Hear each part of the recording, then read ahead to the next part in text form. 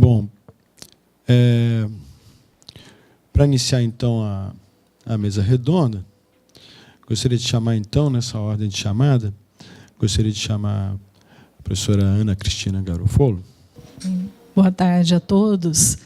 Eu agradeço em nome da Embrapa, né, a oportunidade de nós estarmos presentes aqui hoje, principalmente ao convite que foi gentilmente feito para que a gente participasse, partilhando algumas experiências que nós temos em termos de Embrapa e em termos da minha unidade, que é a Embrapa Agrobiologia, que tem uma estreita afinidade com o tema de hoje à tarde, que é o desenvolvimento sustentável, no nosso caso, rural, né?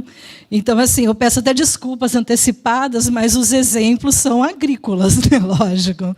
E considerando ladies first, então vamos começar, né, a colocação. Na realidade, nós temos aí um histórico, e aí deixa eu ver, você quer que eu... Tá ok. Nós temos aí um breve histórico de contextualização, a maneira pela qual nós começamos a caminhar dentro do desenvolvimento sustentável rural no Brasil. Então, inicialmente, né, durante principalmente os primeiros anos aí do século XX, né, nós vimos grandes mudanças em termos aí da arquitetura mundial, né? E focado na agricultura, o que nós percebemos? Um avanço em termos de produtividade, e aí nós temos inegáveis situações no setor, considerando aí avanço no cerrado, considerando, né, no caso, o aumento da produtividade, visando a alimentação, lógico. Só que, em paralelo a isso, o que nós encontramos? Um problema ambiental seríssimo. Então, eu até coloco aí, né, que... Deixa eu ver se eu acho o laser point. Ali, olha. Por conta dessas aberturas de novas fronteiras, nós criamos um modelo baseado numa excessiva especialização desses sistemas produtivos. E nós passamos a ter um problema, como eu acabei de pontuar, ambiental seríssimo. Dentro disso, nós tivemos algumas situações que atingiram os agricultores, especialmente familiares, considerando que este é o ano da agricultura familiar, mundial da agricultura familiar, eu acho que bastante pertinente, porque eles foram os mais afetados. E, junto com isso, como eu comentei, uma degradação ambiental dos recursos naturais muito acentuada. Pautado em cima disso, eu não vou nem entrar na parte histórica, nós tivemos aí a formulação da Agenda 21, e aí o professor com mais domínio, né, consegue trabalhar bem melhor. E a Agenda 21, no seu capítulo 32, vem a trazer o fortalecimento da agricultura familiar como um dos pontos. Nesse contexto, a Embrapa, que já tem esse ano 41 anos de existência, ela nasceu para trazer soluções de pesquisa, desenvolvimento e inovação. Aí aqui a gente já começa a parar um pouquinho. Entendidas como a introdução de novidade ou aperfeiçoamento no ambiente produtivo ou social, que resultem em novos produtos, processos e serviços. De manhã foi trabalhada a parte de tecnologias verdes, né? Dentro desse foco, a própria Embrapa trabalha a aplicação de tecnologias, relacionando-as às condições do campo, e aí é um ponto importante, né? Tecnologias podem ser sociais, aplicadas ou convencionais, quer sejam elas sociais, educacionais, de acesso ao crédito, de impacto no mercado e outras, acarretando um tempo variável entre a geração e a adoção dessas. Aqui nós temos a seguinte situação. Para nós que trabalhamos na área agrícola, muito do que nós fazemos parte daquilo que nós aprendemos no dia a dia com o próprio homem do campo. Então, nós temos aquilo que nós chamamos tecnologias sociais. Não é uma tecnologia para o social. Tecnologia social é aquela que você traz do homem do campo para, né, o ambiente da pesquisa, e depois você volta para o homem do campo. Essas tecnologias envolvem, muitas vezes, o conhecimento popular, que não é patenteável. Existem tecnologias que são adaptadas, né? Ou, como é o caso aí, por exemplo, na época da entrada das tecnologias na Índia, que Gandhi fez as adaptações para a realidade local. Nós temos, eu trouxe um exemplo de tecnologias adaptadas também, algumas não patenteáveis.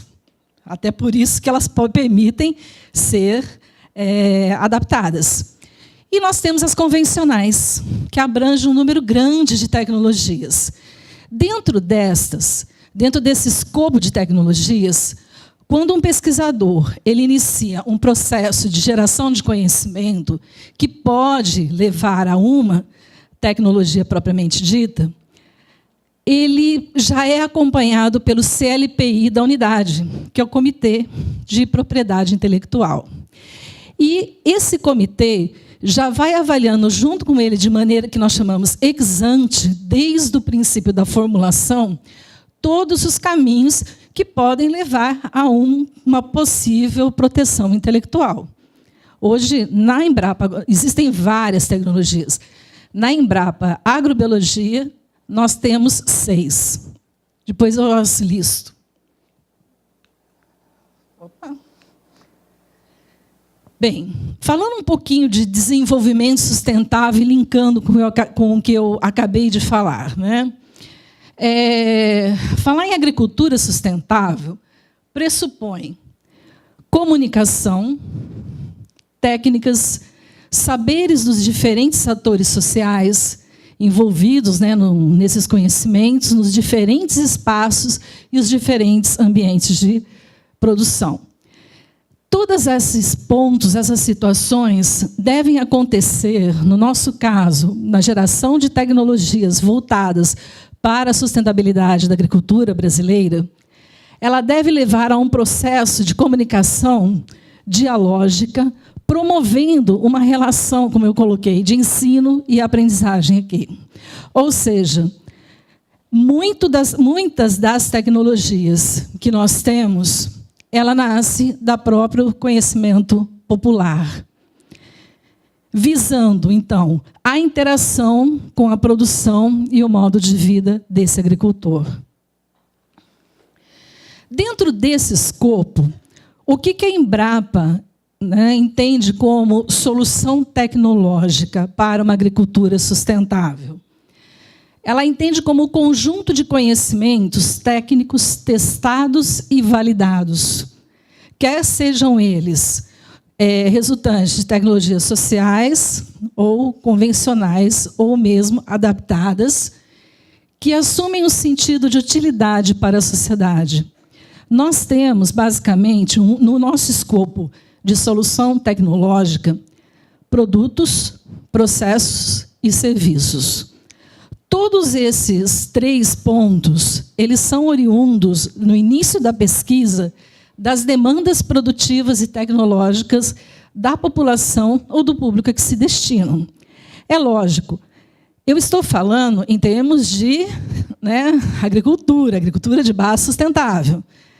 E aí eu até brinco, eu sou engenheira agrônoma, então, para mim, falar de agricultura e sustentabilidade na agricultura é divino. Talvez não seja para uma engenheira mecânica, talvez não seja para um farmacêutico, mas, para nós, toda a tecnologia visando a sustentabilidade, ela tem que levar a melhora de condição de vida no campo, a melhora de produtividade, sejam pequenos produtores, sejam produtores, né, grandes produtores, familiares ou não, conforme a designação da lei, mas que consigam ter a parte econômica, a parte ambiental e a parte social de maneira equalitárias e equilibradas. Sustentabilidade para o meu agricultor, seja o porte dele, implica a que eu esteja tendo uma visão holística, ou seja, uma visão ampla de todo o processo. Então, a minha tecnologia ela tem que ter essa visão e abarcar o processo como um todo. Algumas tecnologias, agora de maneira bastante rápida, para exemplificar algumas coisas, alguns pontos, alguns momentos da Embrapa no Brasil. Como eu falei no início, são 41 anos.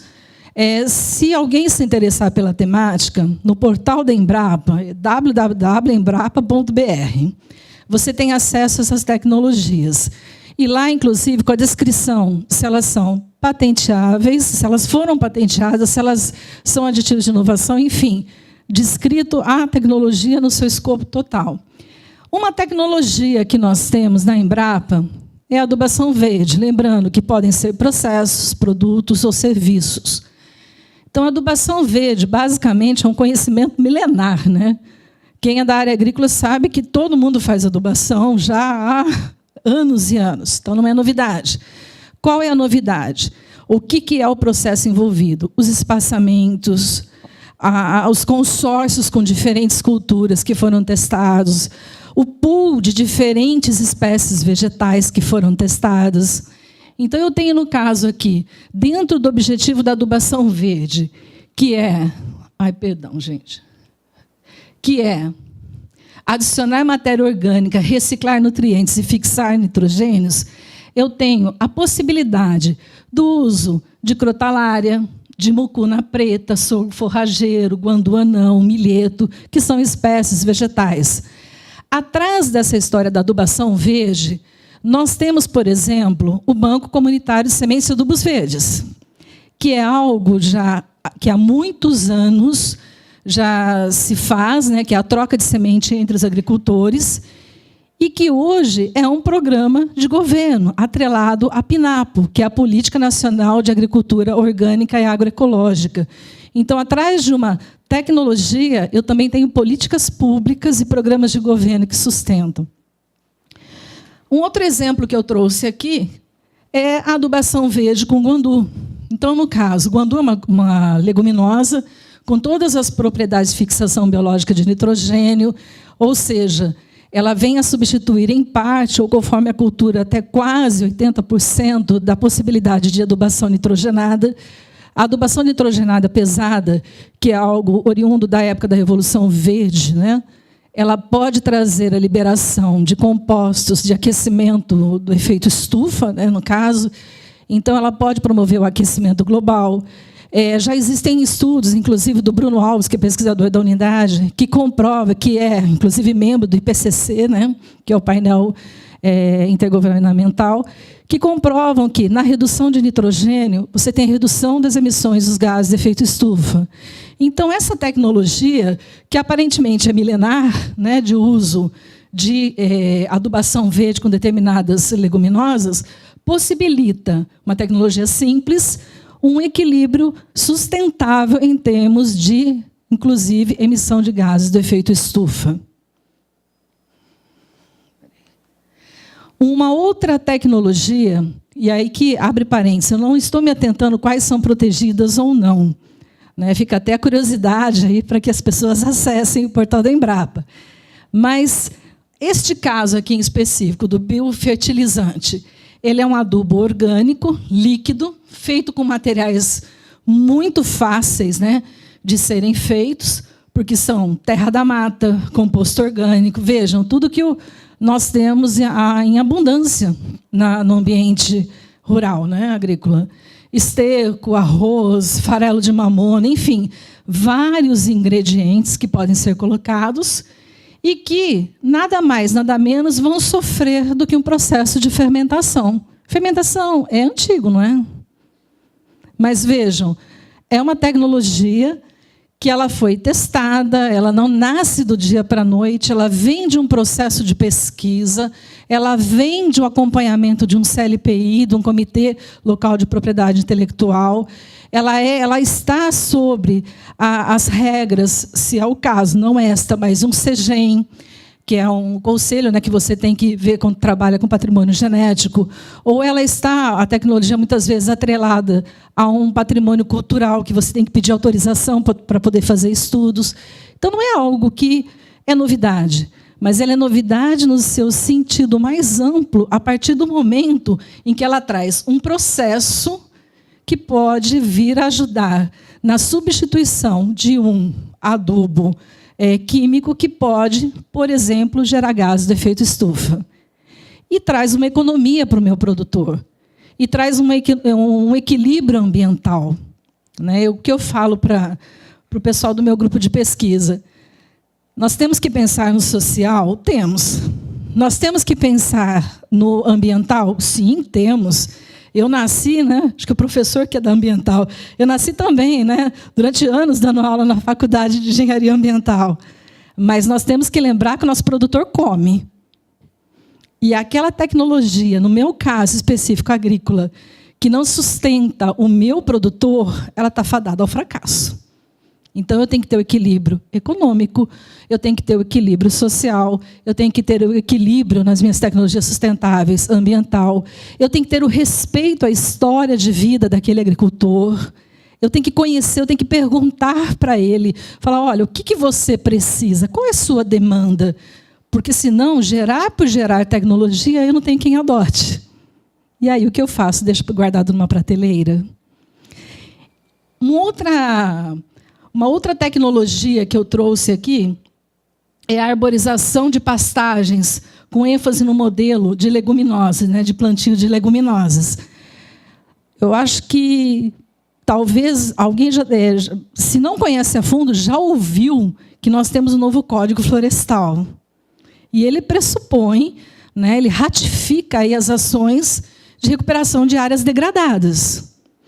Nós temos aí um grande projeto na Embrapa, que começa agora, inclusive, ele nasce agora amanhã é dia 1º? Não, ele nasce quinta-feira, no feriado, entre aspas.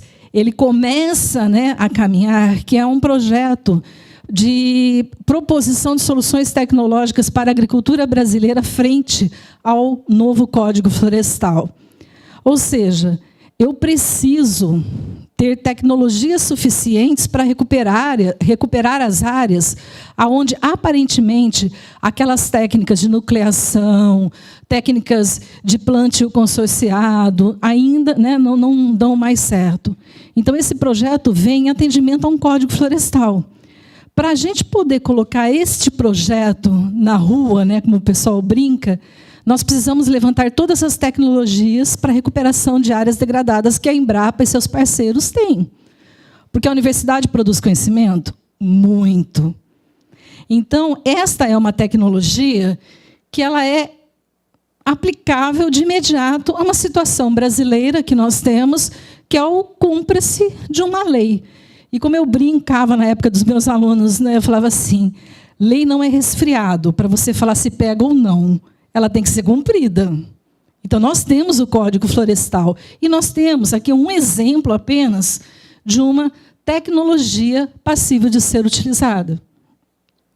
Uma outra tecnologia bastante interessante é a de barragem subterrânea. Ela é muito simples. Ela consiste em você colocar uma lona plástica numa profundidade de 3 a 5 metros, em valas que são cavadas pelos próprios trabalhadores, por exemplo, trabalhadores rurais, em regiões de declive. A água, ela não é absorvida, ela não escorre. Aí eu tenho água para o meu plantio em regiões mais secas. Não é meio simples? Quem disse que para gerar tecnologia tem que ser um Einstein? Eu tenho que observar. Gerar tecnologia, gerar conhecimento, nada mais é do que observar o que a natureza me oferece, como um bom, né, eu brinco, pesquisador observador, e tentar reproduzir aquilo em condições passíveis de serem aplicadas. Acho que os 2 últimos que eu trouxe como exemplo, né, tem uma gama enorme, e nem todos são da agrobiologia, eu peguei na Embrapa como um todo. É o inoculante para o feijão calpi. Feijão calpi é uma força de alimentação no Nordeste. O Nordeste é uma região onde o agricultor tem dificuldade de recursos, sejam eles, né, recursos naturais, em algumas localidades, ou recursos financeiros. Então, aqui nós temos o inoculante, nada mais é do que turfa, ou material, como o pessoal da agrobiologia tem pesquisado, alternativo, né, onde eu coloco bactérias, rhizóbiums, que são capazes de fazer uma reação bioquímica pegando o nitrogênio do ar e transformando em nitrogênio passivo de entrar no sistema da planta. Em português, claro, eu reduzo a quantidade de nitrogênio a ser aplicado via adubação convencional.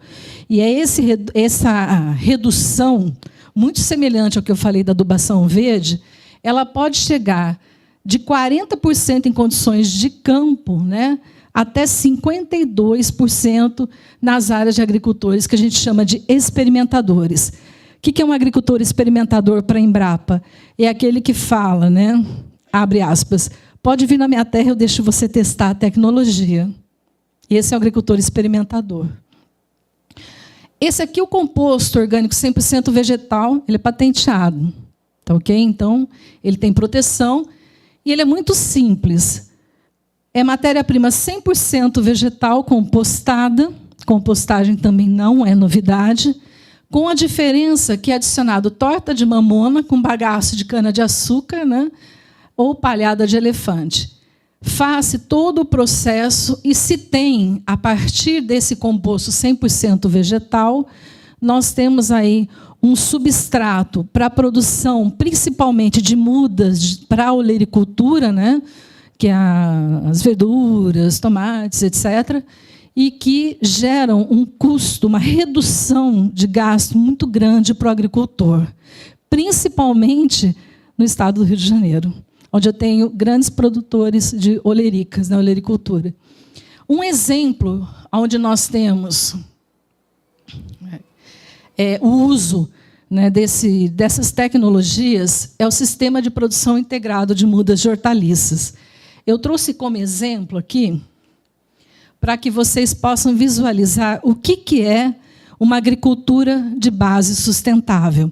Naturalmente, eu estou falando pela Embrapa, no caso, a pedido, né, da Embrapa Sede, mas eu estou falando também em nome da minha Embrapa, que é a Embrapa Agrobiologia, lá em Seropédica.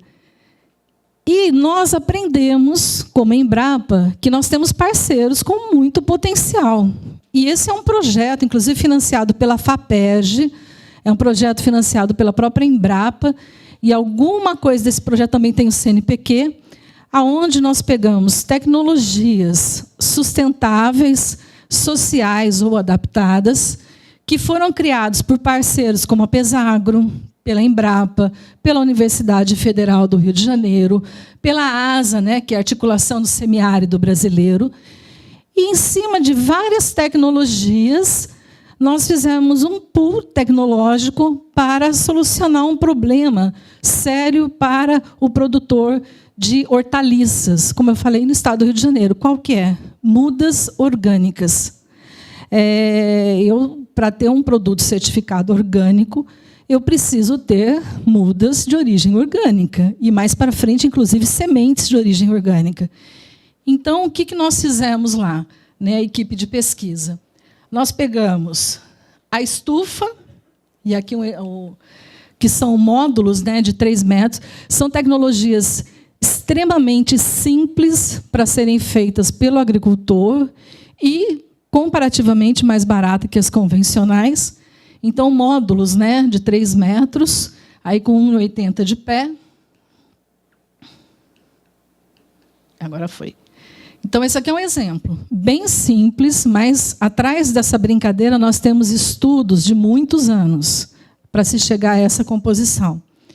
Então, um exemplo da estufa. Ele não está indo. Deixa eu ver. Agora foi. As bandejas de mudas dentro da estufa. Outra visão da estufa.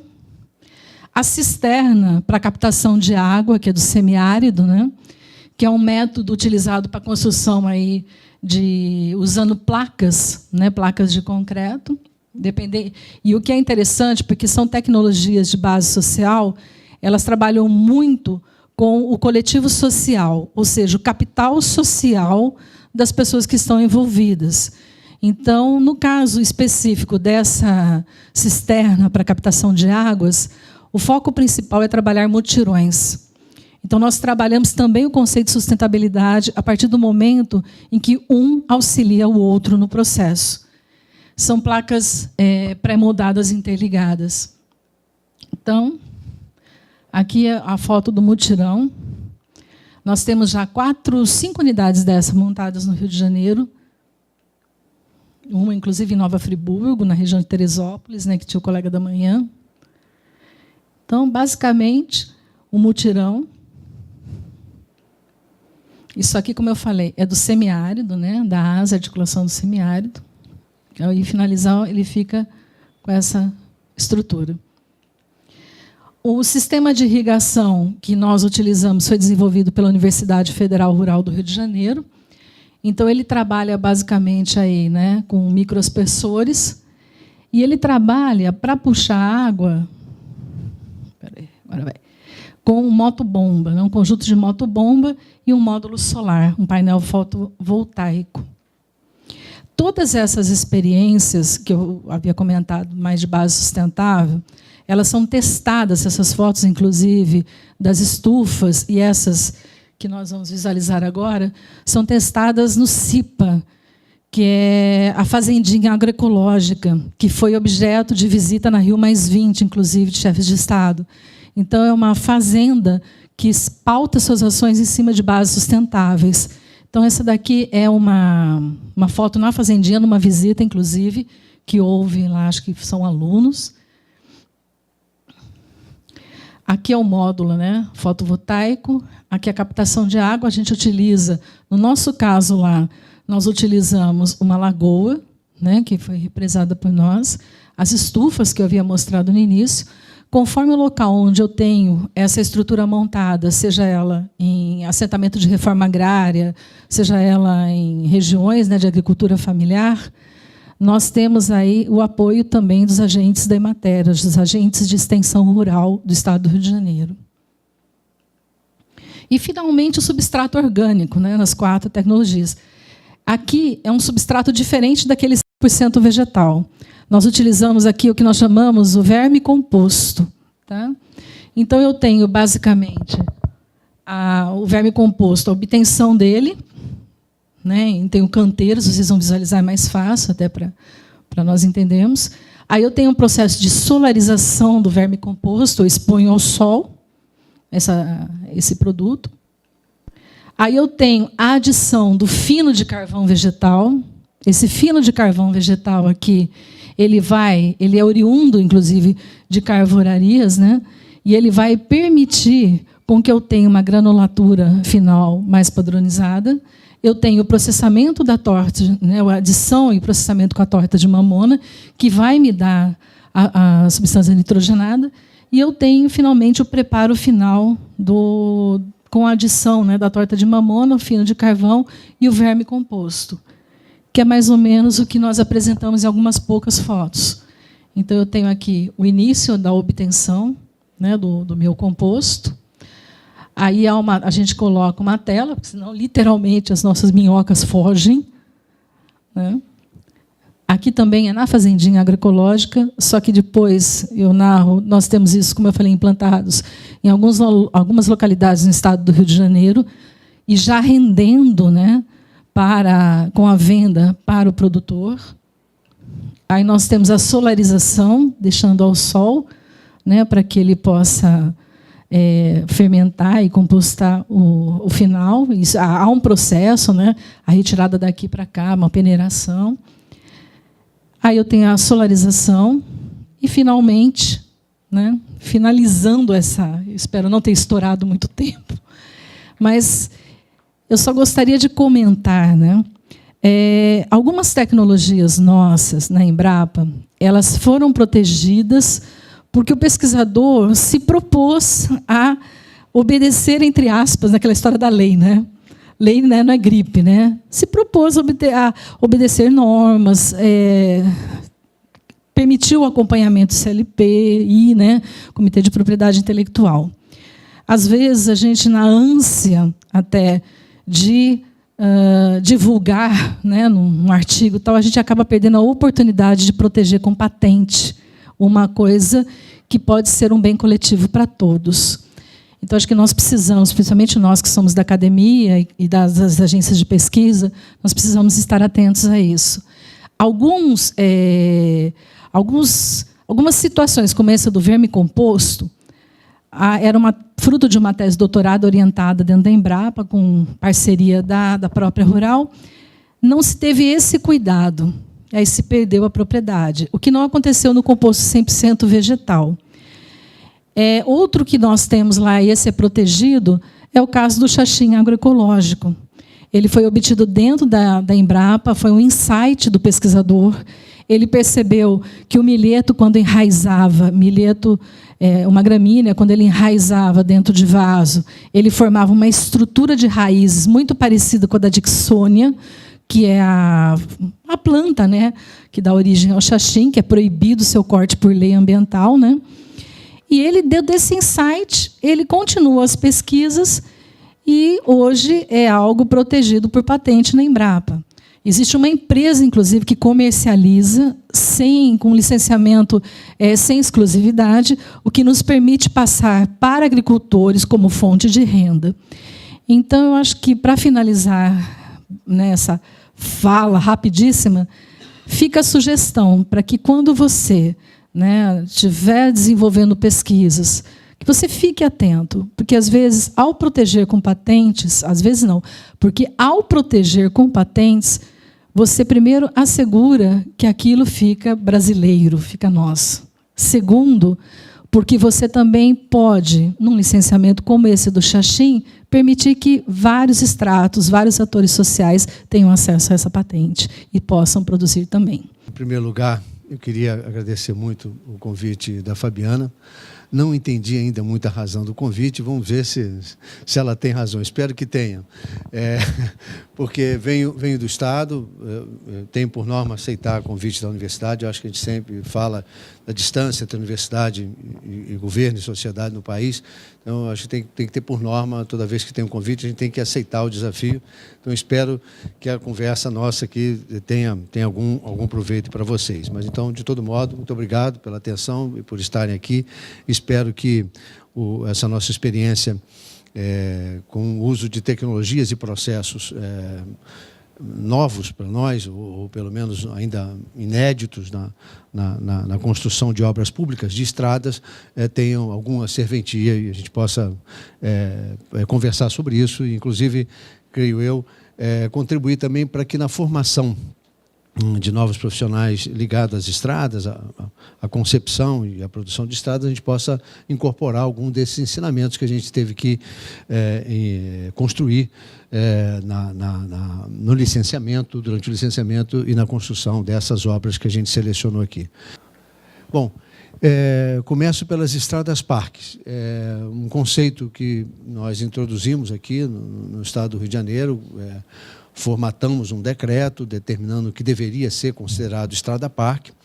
É inédito no Brasil, foi o primeiro Estado brasileiro a normatizar sobre isso, e aí, claro, consultamos experiência internacional, alguns levantamentos, algumas pesquisas feitas sobre sítios singulares que necessitam da presença de uma estrada, pelo que ela traz de segurança, pelo que ela traz de segurança aos usuários, segurança ambiental também. A gente precisava trazer isso para cá, principalmente considerando a singularidade do território do Estado do Rio de Janeiro, um território pequeno comparado aos outros do país, e também com a presença muito intensa da geografia, com muitas serras, e próximo ao mar. Quer dizer, tem contrastes bastante intensos e que exige, portanto, alguns cuidados na hora de relacionar e integrar esses pedaços do território em situações geográficas tão distintas.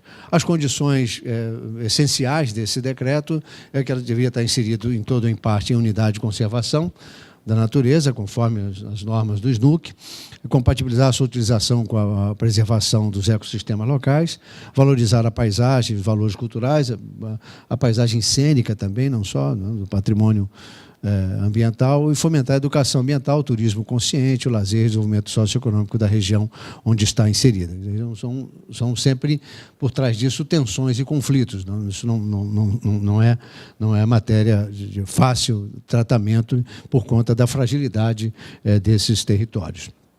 Aí, várias premissas, eu não vou detalhar todas, vou pegar as essenciais.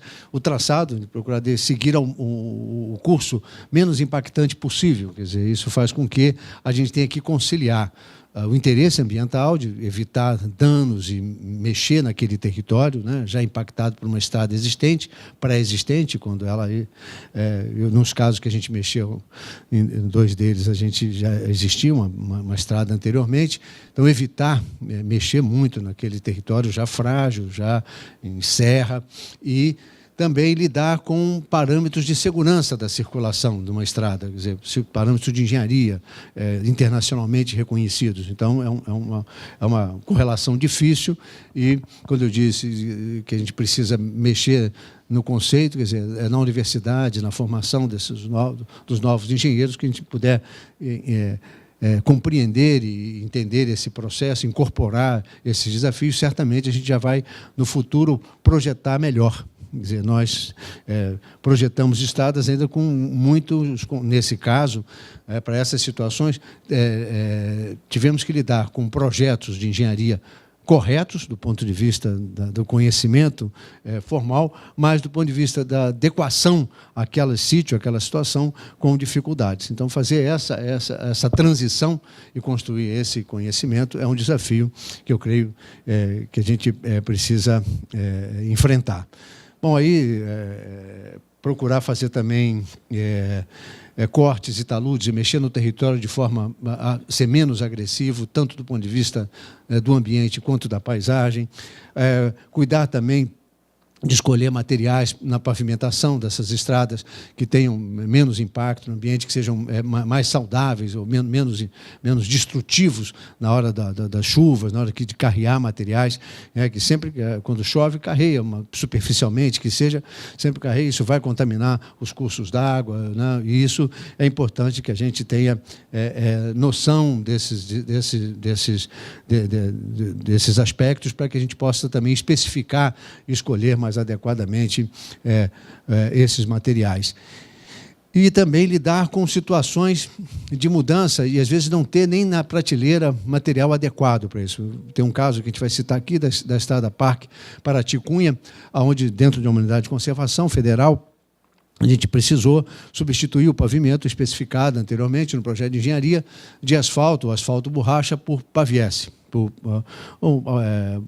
blocos de concreto articulados, por conta de que, para a travessia de animais, estamos dentro de uma unidade de conservação, os técnicos do ICMBio entenderam que era mais adequado esse material, porque ele trepida mais, portanto, sinaliza melhor para os animais e também esquenta menos, né? Isso, agora, do ponto de vista da segurança, não é mais adequado, e da manutenção também não. Estamos usando, mas sabemos que devemos perseguir um material, buscar, pesquisar soluções que possam consagrar tanto o cuidado ambiental, importante, fundamental, quanto também garantir a segurança e também os custos de manutenção, a gente não elevar, porque a gente sabe da dificuldade de manutenção no cenário urbano, que dirá em estradas, a gente tem sempre problemas e dificuldades com relação a isso, principalmente em territórios onde chove muito, enfim, como é o caso desse sítio.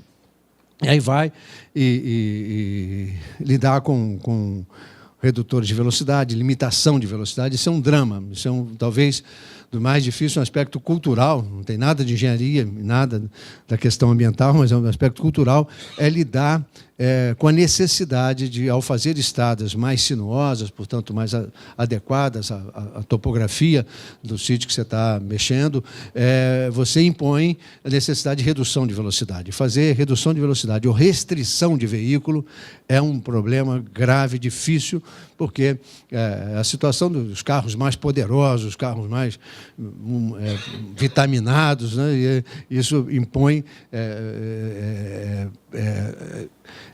desejos de fazer aquele trajeto em ter menos tempo, né? E, na verdade, essa situação de estrada parque leva a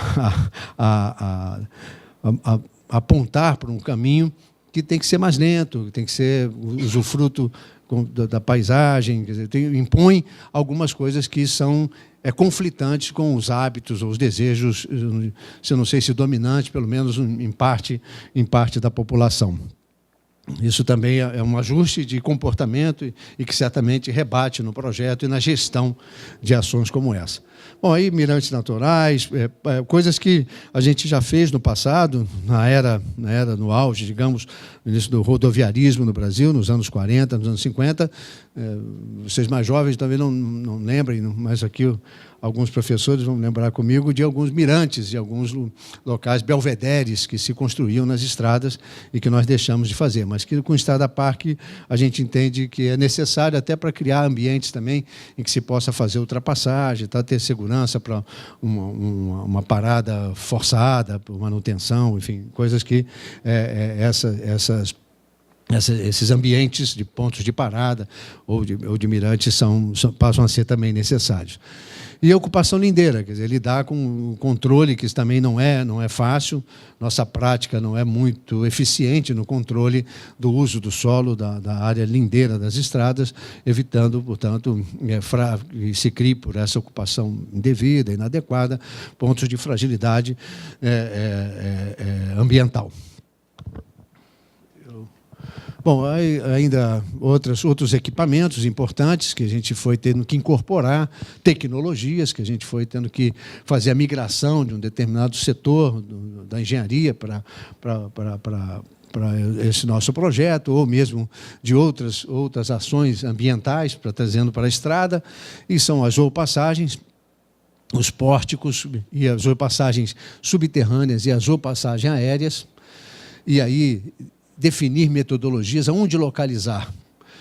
Uma coisa é fazer uma pesquisa com os usuários da estrada e descobrir onde é que eles gostam de parar, ou com a necessidade de fazer uma ultrapassagem. Agora, outra coisa, como é que combina com o tatu, onde é que ele gosta de passar, ou qual é a melhor maneira, ou com outros animais. Então, isso a gente andou com a Universidade do Estado do Rio de Janeiro, a UERJ, fez um trabalho, não é um único, foi uma primeira tentativa, por isso eu acho que é um largo campo de investigação, cruzando dados de hábitos de alguns desses animais mais presentes naquele ecossistema, e a topografia. Então, construíram uma metodologia para indicar alguns pontos. Não bata o martelo aqui como solução definitiva, foi o que foi possível a gente identificar, mas há o que fazer, há o que investigar nesse campo para que a gente possa, em outras oportunidades, fazer cada vez mais adequado. A zoopassagem aérea também foram primeiras que a gente fez.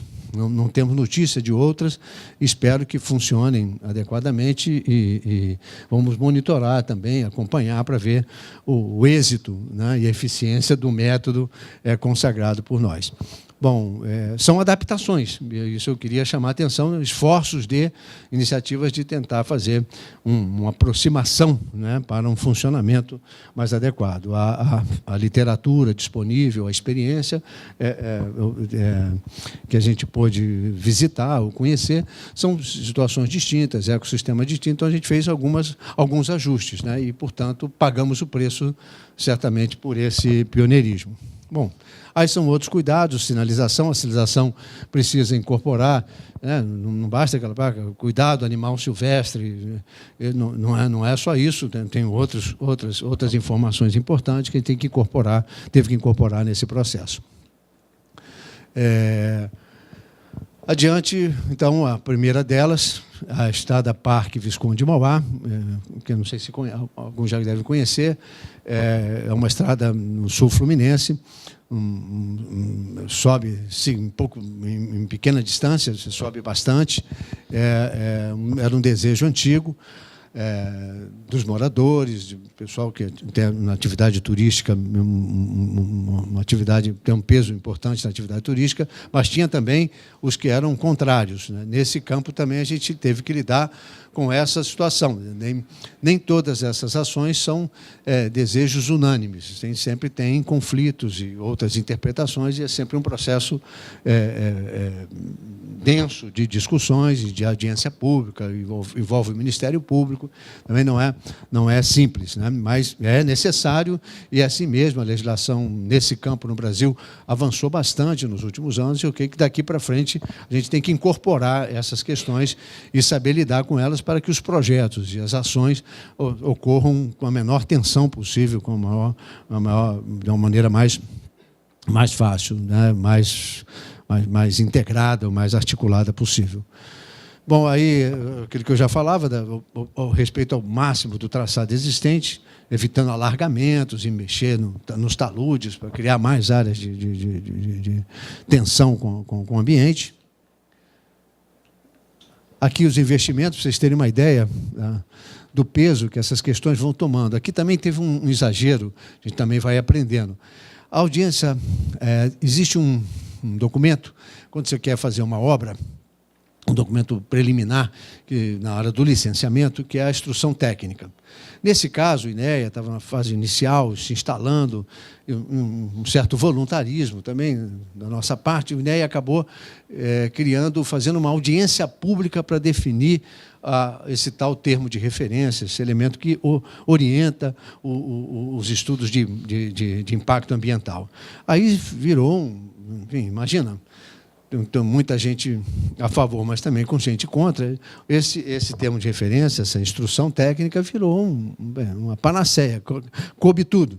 E aí foi muito difícil e oneroso cumprir todas essas exigências. Eu faço esse quadro aqui para mostrar o investimento da estrada em si, em dois ramos, em dois segmentos, na 151 e 163, e aqui a conta ambiental. Mas aquela história de 1% para questões ambientais do INUG não é bem assim. Dependendo da circunstância e da ousadia do processo, pode mudar bastante. Então, as adequações ambientais, ou passagens, pórticos e mirantes, a urbanização das vilas, isso são pré-requisitos para garantir a sustentabilidade. A vila de Maromba, Maringá e Mauá não tinha urbanização, não tinha tratamento de esgoto, né? Nem rede, nem tratamento, e outras questões, como plano básico ambiental, plano estratégico de desenvolvimento da região, para segurar, evitar a degradação urbano-ambiental, segurar esse processo de transformação que costuma acontecer quando você leva uma infraestrutura importante, estruturante, como uma estrada. Enfim, para vocês terem uma ideia, 9, 11, 14, 20, 32, 33 ou 34, mais ou menos meio a meio, o custo da obra em si e o custo dos cuidados ambientais que a gente teve que tomar. Não é sempre assim, esse foi um caso pioneiro, inicial, houve todo esse que eu contei aqui, mas é importante saber que custa dinheiro também, né? E que é importante estudar, pesquisar soluções, tecnologias, materiais, para poder fazer com que seja factível e viável, senão a gente acaba deixando de enfrentar o desafio, adiando, e isso acaba também tendo danos ambientais que podem ser irreversíveis ao processo, a gente deixa como estava antes de fazer a intervenção. Aqui são o que aconteceu lá, isso costuma nas outras duas também ocorrer com pequenas diferenças, as grandes ações na gestão ambiental de uma obra, numa estrada-parque, ou mesmo numa obra como o Arco Metropolitano, que eu também vou citar daqui a pouquinho. Então, tem os planos ambientais da construção em si, o processo também de fazer com que a empreiteira entenda que não dá para o operário fazer xixi onde ele quer, estamos tratando de um sítio sensível e, portanto, tem que ter os banheiros químicos em posições adequadas. Enfim, há uma série de convencimentos também, de ajustes que tem que se da própria construção. Óleo de máquina que tem que se retirar, que normalmente se joga na encosta, no primeiro bueiro, coisas dessa natureza, esses processos, esses procedimentos que também precisam ser ajustados e alinhados. Ou tecnologias mesmo de execução que precisam ser menos barulhentas, menos impactantes e que são mais caras ou exigem um cuidado maior e que é uma atenção, também não é matéria simples e precisa de muito esforço para regulamentar isso, fazer com que isso seja colocado no caderno de encargos da empresa do Estado, que mede custos, da EMOP, para que se possa medir esses custos, colocar isso na licitação, da reclamação. Isso não está no meu escopo, isso não está na minha, não tem esse item na planilha orçamentária, enfim. Então, são ajustes todos que a gente precisa fazer nesse sentido. O monitoramento, que são os cuidados durante o processo de construção para o ambiente, né, e com a fauna, com a flora, com o que a gente tem ali identificado e os recursos hídricos que a gente tem ali e que a gente precisa monitorar para ver se não aconteceu nenhum descuido, nenhuma falha e, portanto, se aconteceu, o que tem que ser feito para remir esse equívoco, enfim, e os programas de apoio que dizem respeito à relação com a sociedade, com a população, e também são necessários, e os de compensação, os programas das medidas compensatórias que são postas ou são impostas quando do processo de licenciamento. Aí, os exemplos das zoopassagens ainda não desenhadas, vocês podem ver que são produtos encontrados no mercado, quer dizer, bueiros e travessias usadas nos sistemas de drenagem, ainda não desenhados para... Isso é um processo que a gente precisa aprender a fazer. Qual é a forma adequada, qual é o tamanho, né, a luminosidade, os diversos aspectos que a gente vai estar começando a ver que é preciso avançar nesse assunto e, às vezes, colocar em posição que não adianta. Não funcionou porque é muito precário e o acesso difícil, não vai funcionar, não funcionou de fato. E outros que são soluções de engenharia que precisam ser ajustadas e aperfeiçoadas. Mas, na prática, tem dado certo. A gente já tem acompanhado e as fotografias são recentes, diversas espécies percebidas usando a zoopassagem. Aí, o projeto das zoopassagens aéreas, que estão sendo construídas agora, foram licitadas recentemente, que também é uma iniciativa de desenho, de tentativa de ajustar a tela emborrachada em cima da estrutura para não ficar com muito calor, permitir aderência, mas são iniciativas que a gente ainda não tem absoluta convicção e certeza que venham funcionar adequadamente. Os pórticos, muito reclamados pela população, esses também foram licitados agora, para ter controle principalmente sobre o tipo de veículo, e quantidade também, porque tem uma capacidade. Mauá, a região de Mauá e Maringá, tem uma capacidade física, não adianta se colocar mais pessoas do que aquilo, certamente todos os recursos, os cuidados tomados vão ficar estressados, não vão dar conta. Né? Antes, logo no início, quando a estrada estava quase ficando pronta, não estava totalmente pronta ainda, teve uma Semana Santa, um feriadão desses, e teve lá uma cachoeira do Escorrega, as fotos pareciam o Sermão da Montanha, assim, tinha de gente, quer dizer, é claro que não se pode segurar uma situação como essa. Então, o pórtico é um elemento essencial para esse controle do trânsito e do uso de todo aquele esforço realizado, né, da obra e da utilização das potencialidades, dos atrativos turísticos ambientais do lugar. Os mirantes, aí, antes e depois, os cuidados, as formas do entaludamento, a recuperação desses taludes com vegetação, técnicas que a gente também daqui a pouquinho eu vou passar e que foram sendo trabalhadas. Aí A Paraty-Cunha, que é uma história antiga, de mais de 40 anos, que vai e volta, ficou interditada, e o povo usando de uma maneira insegura, com muita instabilidade, e agora a gente finalmente conseguiu licenciar, junto com o ICMBio, o IBAMA, o INEA, enfim, um esforço muito grande, um trabalho demorado, 5 anos, um processo de licenciamento que durou 5 anos, então um nível de detalhe, de levantamento, de pesquisa em campo bastante importante. Nesse caso, já os investimentos ambientais foram menores, o sítio é mais grave, tem mais intervenções, mais obras de viadutos e pontes por conta da situação topográfica muito declivosa e com situações também com rincões e talvegues que precisavam, só com obra de arte, de engenharia, tipo pontes e viadutos, foi possível vencer. Portanto, ficou bastante mais elevado o custo da obra rodoviária em si, com os cuidados que foram necessários para manter a situação com o menor impacto possível, muros de gabião, com menos impacto também cênico, mais fácil de adequar a situação da encosta. Isso tudo fez com que a obra tivesse um peso mais significativo diante das questões. Mas, mesmo assim, dá para perceber que quase 10% do valor é para os cuidados e as adequações ambientais. Então, são vários elementos aí já distintos, um pouquinho diferentes em função das características e por estarmos totalmente, uma parte significativa da obra, dentro de uma unidade de conservação. Aí os planos e os programas ligados à gestão ambiental durante a obra e pós-obra, que são levantamentos de toda a situação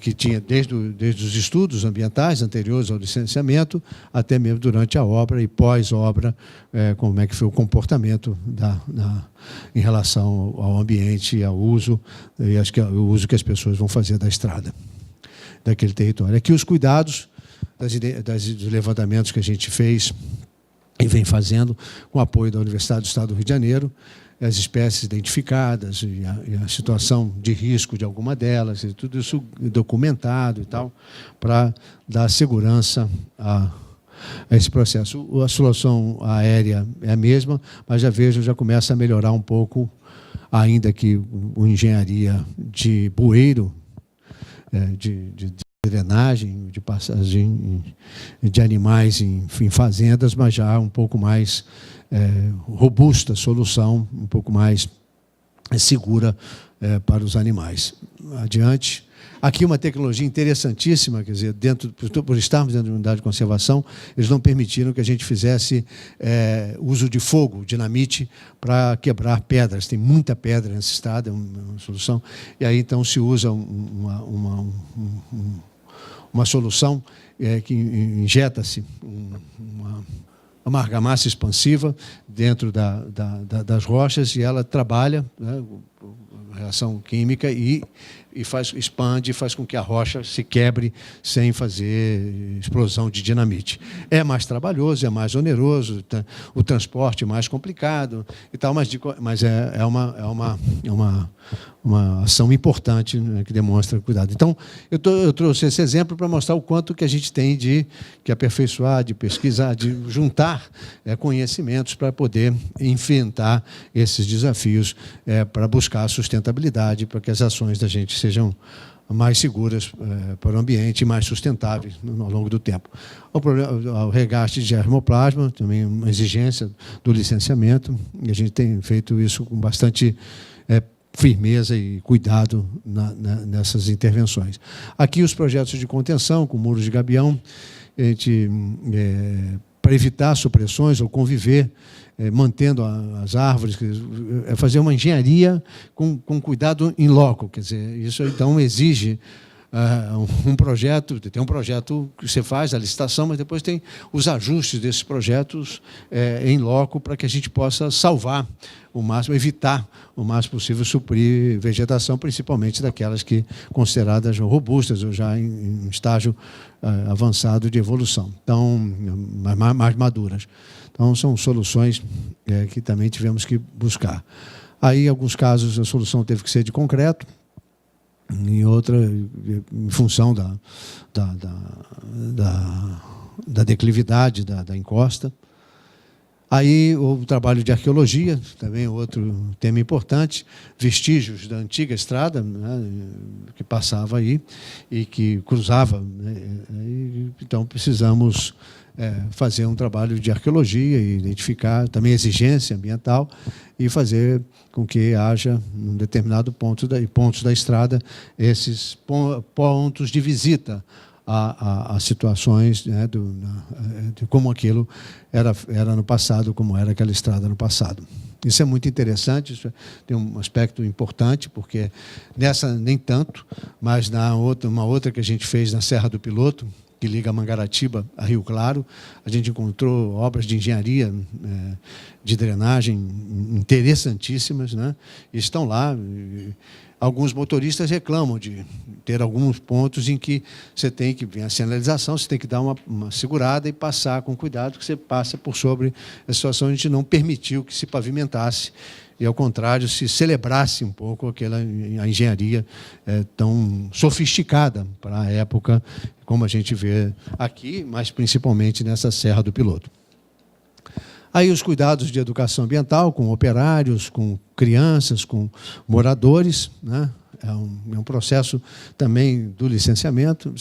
Também aí existem tecnologias, processos, enfim, formas mais eficientes ou menos eficientes de fazer, e a gente tem tentado fazer da melhor maneira possível. O sistema de drenagem, no caso de Paraticunha, bastante pesados, né? E ainda sem os PRADs complementares, mas são intervenções que são escadas de dissipação de energia das águas que descem de chuva para poder garantir a segurança da estrada e da encosta. O arco metropolitano, que eu acho que aqui tem algumas características também interessantes nesse campo Desculpe eu usar esse termo, mas é o que me ocorre, na falta de um termo melhor, na academia pode parecer ofensa, me perdoe, mas é uma certa jeitometria, se eu posso chamar assim, de um projeto original para as circunstâncias que a gente encontra e tem que ajustar aquela exigência, aquele imprevisto. Houve um caso aqui que ficou famoso, que eu vou citar daqui a pouquinho. Então, aqui são as ações, o custo da obra, a última atualização, e os custos dos investimentos ambientais, o viaduto da RAM, o famoso chamado viaduto da Perereca, não é Perereca, é RAM. Foi até um episódio da Grande Família na televisão, apareceu esse caso, foi um caso emblemático, mas eu vou contar com detalhe, mas tem várias ações, como barreira acústica, a construção de um novo centro de triagem de animais silvestres, pátio de cargas perigosas, e, enfim, uma série de iniciativas que a gente tem que fazer para dar conta de enfrentar as exigências do licenciamento e também os obstáculos, as dificuldades ou ajustes que tivemos que realizar no caminho. Aqui são exemplos de cuidados, né, no monitoramento e resgate da fauna, sempre realizado, né? Monitoramento da qualidade do ar, da qualidade da água, dos recursos hídricos que a gente atravessa e de áreas sensíveis também que a gente tem ao redor da estrada. Aqui o viaduto da RAM.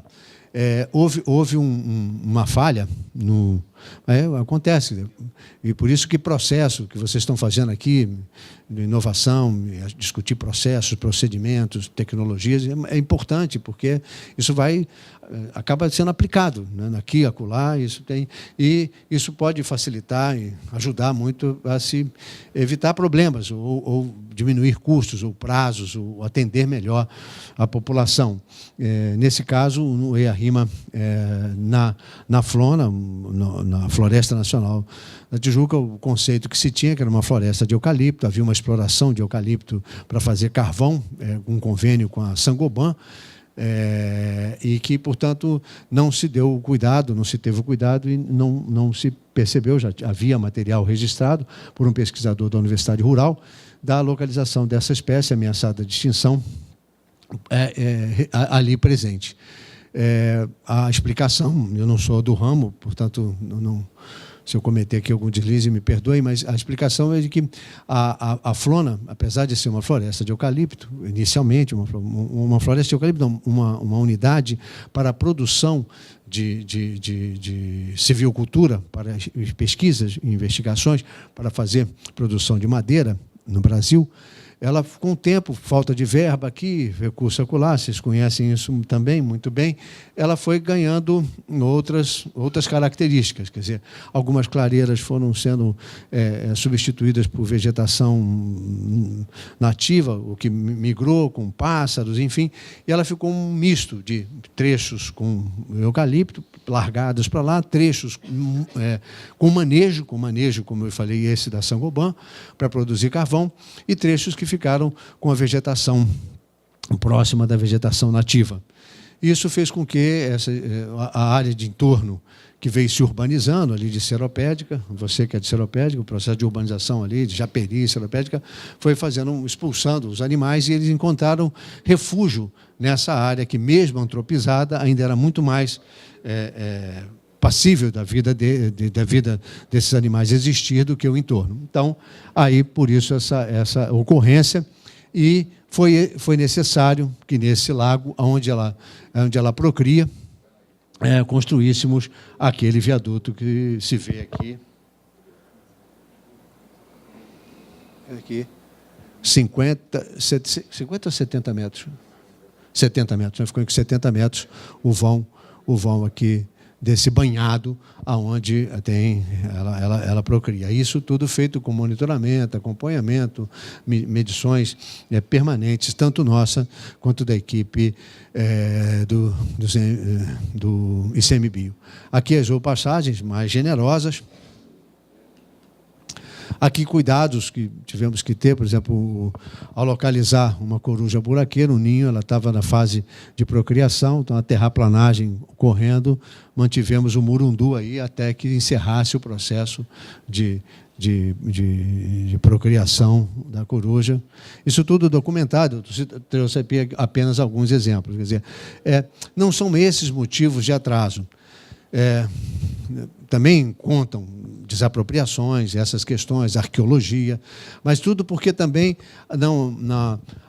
o modo da gente fazer projeto ainda, isso é um processo que a gente precisa aperfeiçoar, licitar obra com um projeto básico, isso acaba gerando esse tipo de percalços, de tropeços. Quer dizer, quanto mais a gente avançar no conhecimento prévio, na construção de projetos executivos, onde essas tarefas não vão estar dimensionadas com precisão, vai haver sempre a possibilidade de uma questão como essa não possível de ser identificada nos levantamentos prévios. Mas, mesmo assim, o nível de certeza, de segurança para a execução serão muito maiores. Então, juntar essas informações, concatenar esses conhecimentos todos na fase de formulação do projeto é uma tarefa que é recomendável.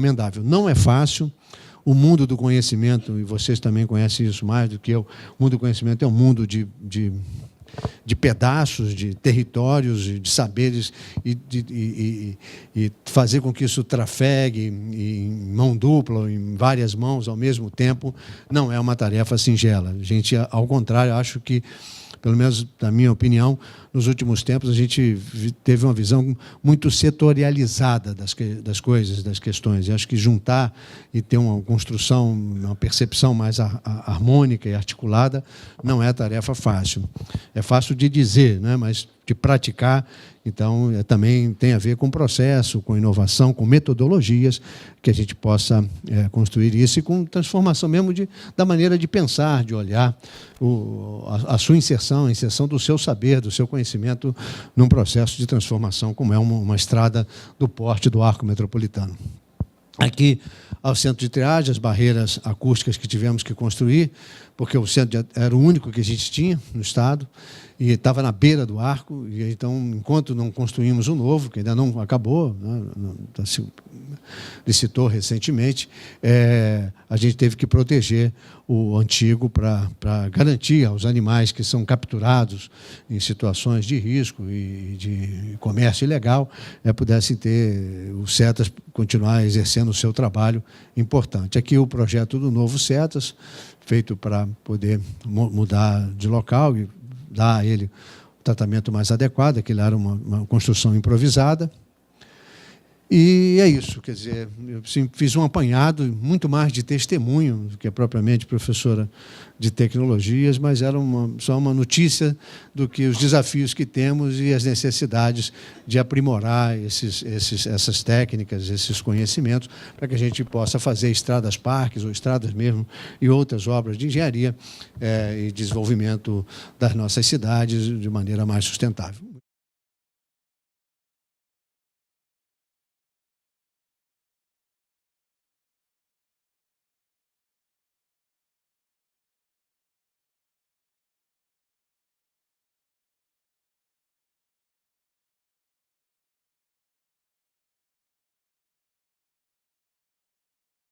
No campo da inovação tecnológica, admite-se que o mercado, ou especificamente o lucro, estimulam a inovação.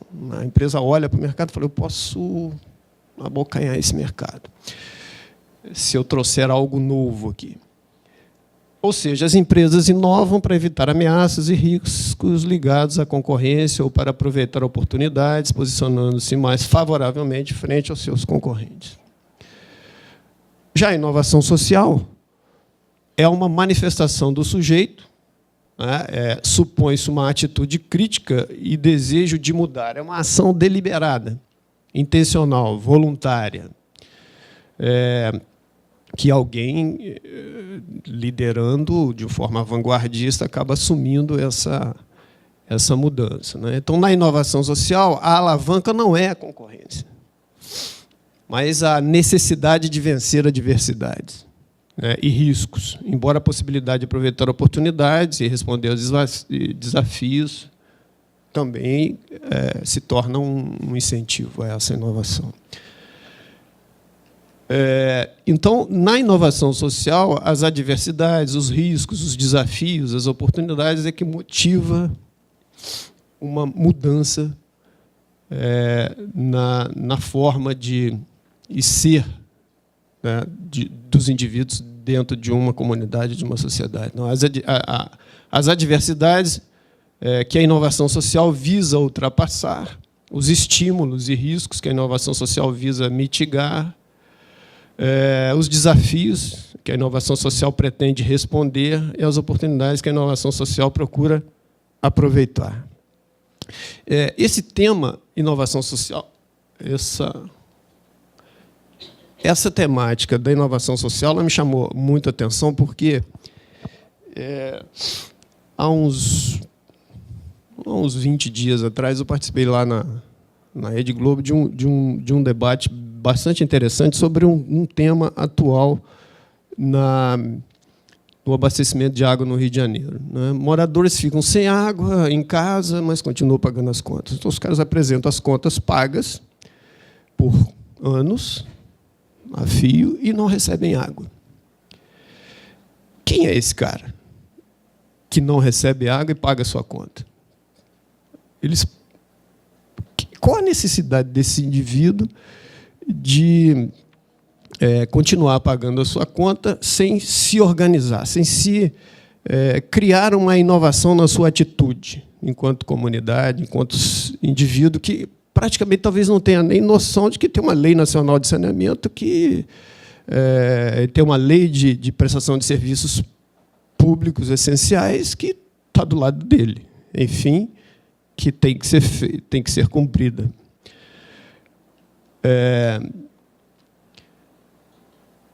Para inovar, e isso aqui, na verdade, foi um exercício meu mesmo, né? É preciso mudar o olhar e ver o invisível, claro, não meu sozinho, mas baseado no que eu li. É preciso saber mais sobre os fenômenos envolvidos nos processos de inovação, mudar paradigmas. É preciso ter um sentido de necessidade, né, de urgência. Tem que ter algum estímulo socioeconômico, de saúde, de meio ambiente, estratégico e até de poder, de busca de poder. Várias inovações aí são primeiro utilizadas de forma bélica, estratégica, etc. É preciso apoio, recursos. é preciso planejamento, ação e organização, é preciso gestão de riscos, tanto econômicos, ambientais, sanitários e até culturais. A mudança ela pode interferir em comportamentos culturais. É preciso, então, pensar que, para inovar, eu tenho que ter uma vontade, tenho que ter uma oportunidade, tenho que ter vontade, tenho que ter capacidade para fazer algo novo. Dentro do campo inovação e tecnologias ambientais, eu achei bastante interessante as colocações desses autores que eu citei aqui embaixo. Na década de 60, né, depois que o mundo se depara com as questões ambientais, né, se depara com aquela questão em que, olha, se a gente continuar fazendo o que nós estamos fazendo, não vai dar certo. O mundo não, o meio ambiente não vai aguentar. Então, tem esse autor, ele coloca o seguinte: há um limite, né, de crescimento devido à finitude de recursos ambientais. Então, isso leva a um debate entre preservação e crescimento econômico, né? Qual é esse limite? Então, essas duas vertentes elas levam a uma privilegiar a tecnologia como principal vetor de mudança, gerando processos produtivos mais sustentáveis, ampliando os limites do crescimento econômico. Por outro lado, contrária a essa primeira, a impossibilidade de aliar a preservação ambiental e o crescimento econômico no sistema capitalista. Se a gente pensar que o desenvolvimento tecnológico cria produtos e serviços do tipo um automóvel, ele polui a atmosfera. Ele atende a um certo comportamento cultural que foi mudando ao longo do tempo, mas ele polui na forma com que ele é hoje. Uma fábrica polui rios e ar. Uma certa máquina ou produto químico representa um risco para o meio, para uma determinada doença, etc. Então, os ambientalistas, especialmente nos anos 60, eles vão sobre essas determinadas tecnologias, eles questionam, criticam essas determinadas tecnologias ou máquinas para resolver minimizar os efeitos nocivos ao meio ambiente.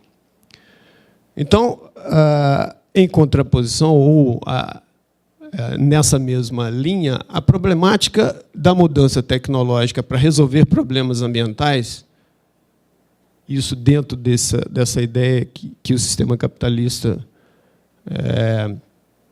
viabiliza, ela não deve se limitar aos setores de energia e recursos naturais. O problema reside em mudar comportamentos sociais, em padrões de consumo e modos de vida. Não vai adiantar muito mudar só tecnologias, não vai adiantar muito mudar modos de fazer.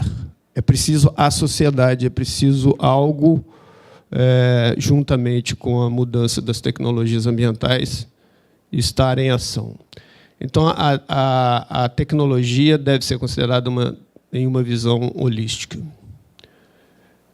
Então, o capitalismo industrial ele depende continuamente de novas ferramentas, produtos, e a sustentabilidade pode ser prejudicada. Então, prevalece o desperdício de produtos, a redundância tecnológica expressa nos diferentes modelos e marcas colocados no mercado. Há uma tentativa de se atender a uma voracidade de lucro pelo mercado disponível.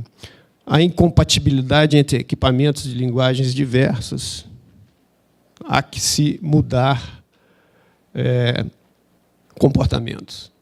Então, a inovação deve buscar a articulação dos diferentes sistemas técnicos, diminuindo desperdícios, ampliando a funcionalidade de produtos e componentes e aumentando a reversibilidade dos processos econômicos. Então, cabe ao ambientalismo, na visão desses autores que eu vi, sequestrar a inovação do interior das grandes corporações e agências governamentais e disseminá-la para os grupos sociais, criando as condições para ambientes plurais e eficientes. O risco e a precaução não podem impedir a experimentação constante e a busca de eficiência tecnológica, desde que com democracia e sustentabilidade. Aqui tem alguns exemplos de inovação que eu só quero citar rapidamente, até porque o tempo é... Esse cara está dizendo que é possível coletar energia do ar, é lá da Unicamp. Ele propõe essa coleta de energia direta do ar. Esse cara aqui está trabalhando com bioasfalto sustentável, feito de óleo de cozinha usado. Isso aqui é uma tinta com biomassa que absorve som e reduz chamas. Isso aqui, nós temos hoje uma produção de coco bastante grande no país e tem muita possibilidade de aproveitamento da casca do coco. E aqui está sendo feito um material para um MDF. Tem alguém propondo captar hidrogênio limpo produzido a partir de água suja, de esgoto. Hidrogênio combustível, espuma de madeira em vez de plástico. Esse aqui é bem interessante dentro da linha de engenharia de biosistemas, que ao invés de se utilizar o herbicida, você pode dar uma descarga elétrica no solo e terminar com reservas daninhas. Isso já é bem antigo. Na construção civil, nasce agora uma argamassa polimérica que utiliza nanopartículas, que vai acabar com isso aqui. Quer dizer, vai acabar, não sei. Enfim, aqui tem outros interesses envolvidos e tem uma mudança completa de abordagem, né? Aqui a NASA está mostrando uma tinta que, ao ser utilizada nas superfícies, ela pode contribuir para a diminuição da temperatura interna de edificações. Aqui tem um criador de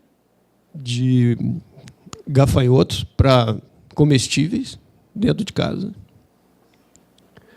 Aqui tem uma hortinha utilizando luz artificial, sem a luz do sol, no lugar da luz do sol, conta com a iluminação especial que promove o crescimento das plantas.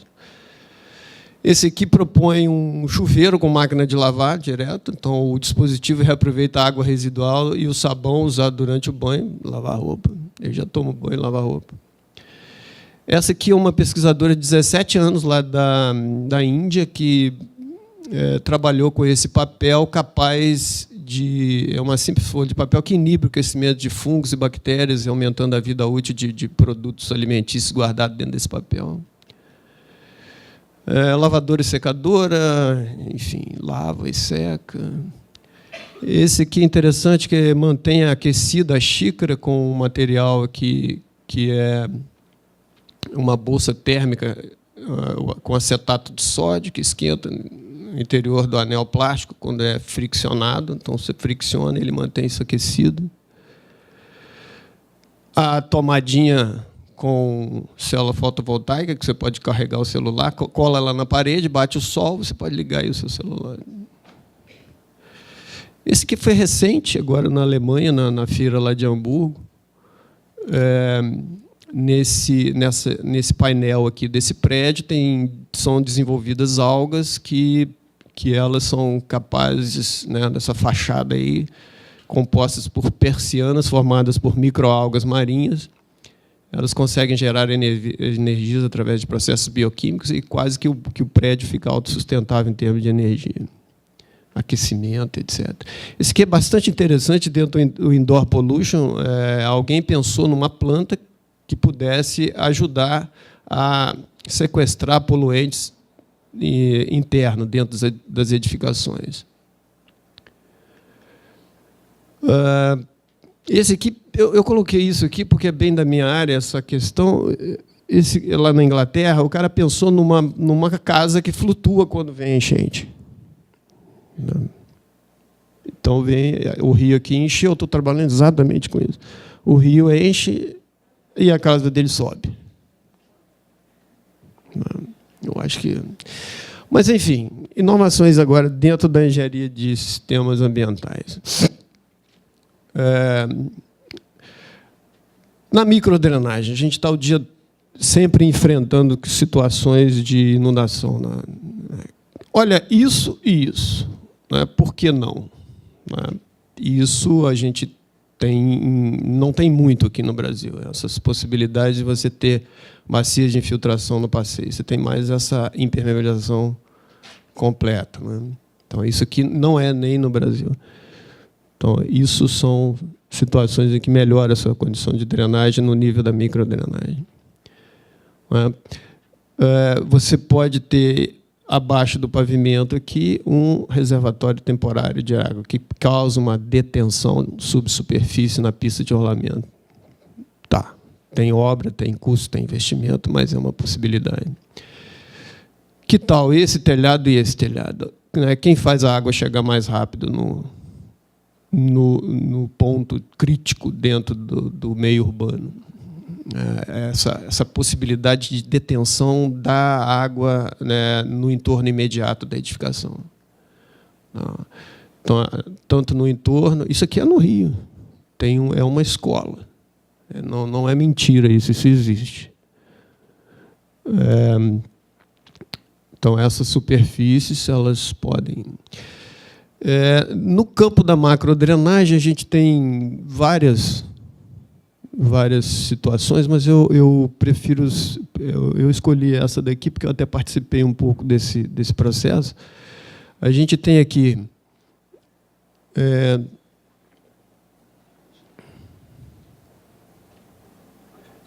a duelos de concreto em obras de drenagem, né, algumas questões que são... Claro que nem todas as obras que se utilizam, por exemplo, em macrodrenagem, essas aduelas, elas precisam ser assim. Mas o que é interessante se perceber é que isso pode acontecer. E a gente pode ter produtos que possam se adaptar a isso de uma forma mais adequada. Né? Obras com grande interferência na infraestrutura urbana, a disposição final, às vezes, chega em nível máximo abaixo lá do corpo receptor. Isso aqui é em Camboinhas, ali perto de Camboinhas. A laje superior, às vezes, com risco estrutural. Existe dificuldades executivas em estanqueidade nas curvas, dificuldade de transporte, preservação da qualidade da peça. Né? E aí, alguns produtos estão chegando no mercado. Eu vou mostrar esse aqui, que eu conheci um pouco mais de perto. Se você substituir essa duela por esse produto, dá para perceber o quanto você consegue trabalhar com uma altura maior aqui e chegar a níveis mais elevados lá no ponto de disposição final. E também o formato facilita o escoamento e o transporte de sedimentos, etc. Esses são tendências inovadoras dentro desse mundo da macrodrenagem.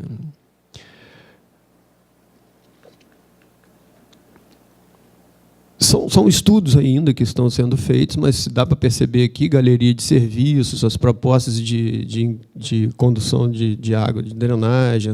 Há umas propostas interessantes você já aliar no passeio a condução de água de drenagem. São inovações dentro da área de drenagem. Continuando aqui dentro das inovações no saneamento ambiental, até os anos 60, um decantador numa estação de tratamento de água, ele tinha como ideia que a partícula fosse andar na horizontal, depois a água ia embora e a partícula ficava aqui. A partir dos anos 70, alguém pensa o seguinte: olha, se eu oferecer mais superfície de sedimentação para uma partícula, eu consigo remover mais partículas dentro da... E aí tem várias outras dentro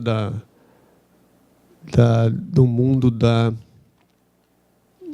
saneamento ambiental. Aqui, imitando um pântano, se cria pântanos artificiais que podem servir para tratamento de esgoto. O sistema fossa-fio de sumidouro, que era utilizado com fluxo horizontal, pode ser substituído por sistemas de fluxo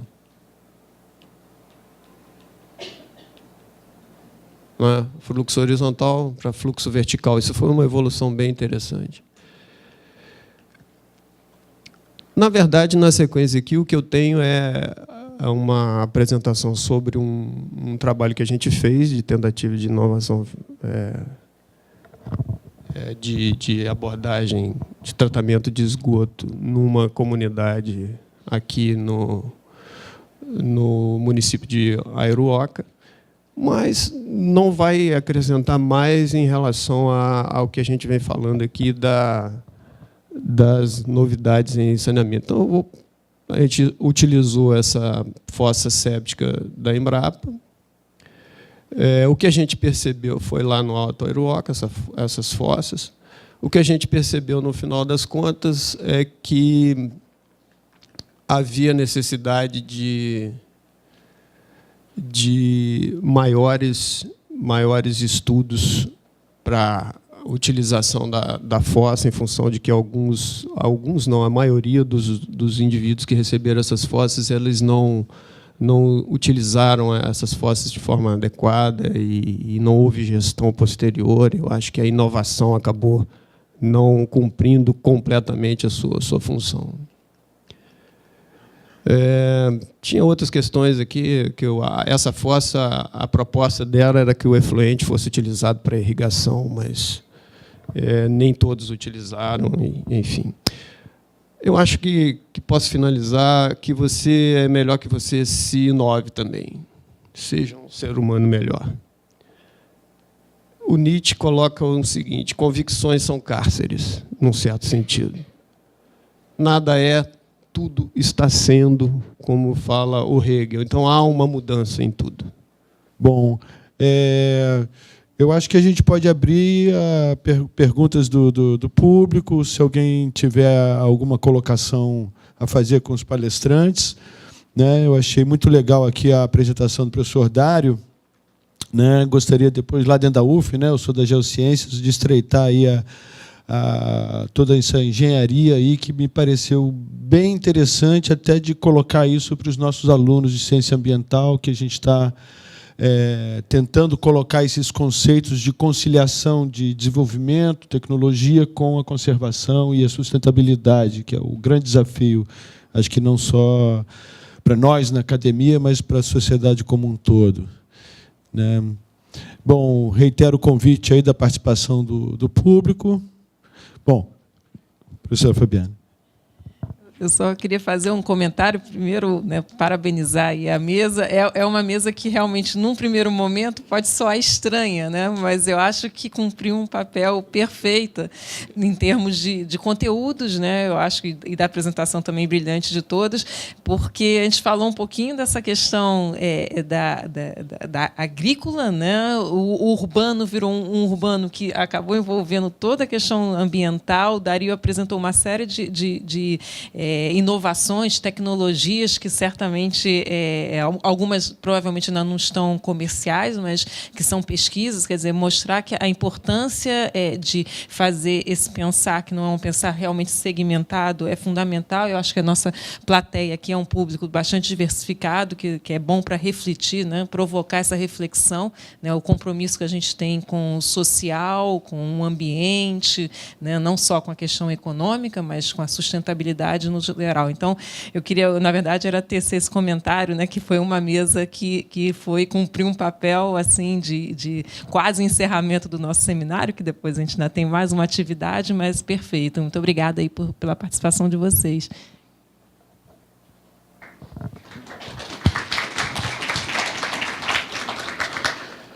Bom, alguém tem alguma pergunta a fazer aqui para o pessoal da mesa? Se não, acho que eu vou fazer algumas perguntas. Em relação à colocação do senhor Vicente, né, da parte da urbanismo, né, eu achei muito interessante assim a adequação in loco, né, das intervenções de engenharia com adaptações que, com certeza, não são previstas num estudo prévio, num planejamento. Quer dizer, a localização de uma árvore, quer dizer, você não tem como prever isso no estudo prévio, né, não tem resolução espacial para isso, né,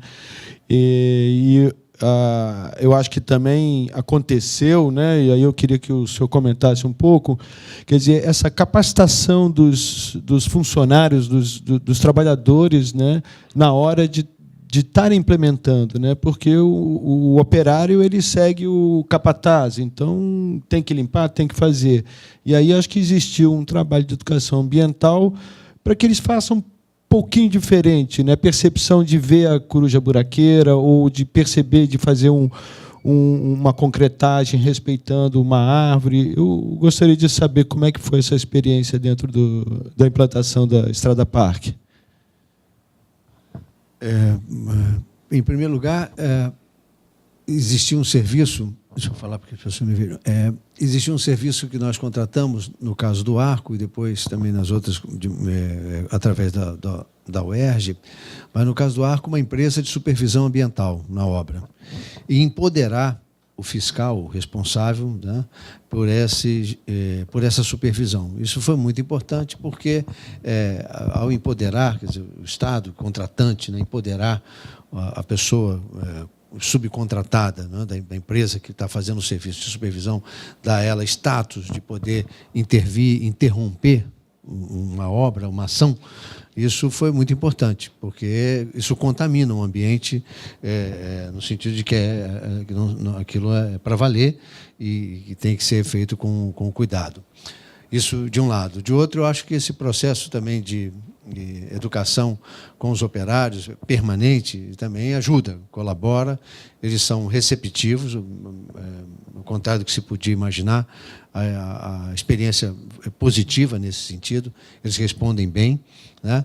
A maior dificuldade que tivemos no início foi com as empresas, principalmente por conta das questões de custo, não está planilhado, não está no escopo, como se costuma no linguajar próprio dizer. E, então, transferir isso para a supervisão ambiental, no caso do Arco, foi uma boa estratégia. Ou transferir isso para o contrato com a universidade foi uma boa estratégia também. Então, a gente conseguiu suprir uma tensão e dar status e empoderar o setor ambiental na prevenção ou na identificação de um problema e aquilo ser aceito e entendido, não como obstáculo, como uma porrinhação, perdoe o termo, mas como um elemento próprio da natureza do serviço que se estava realizando. Então, acho que esse é o testemunho que eu posso dar em relação a isso.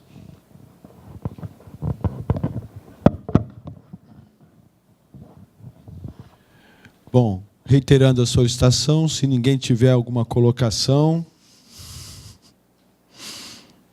né,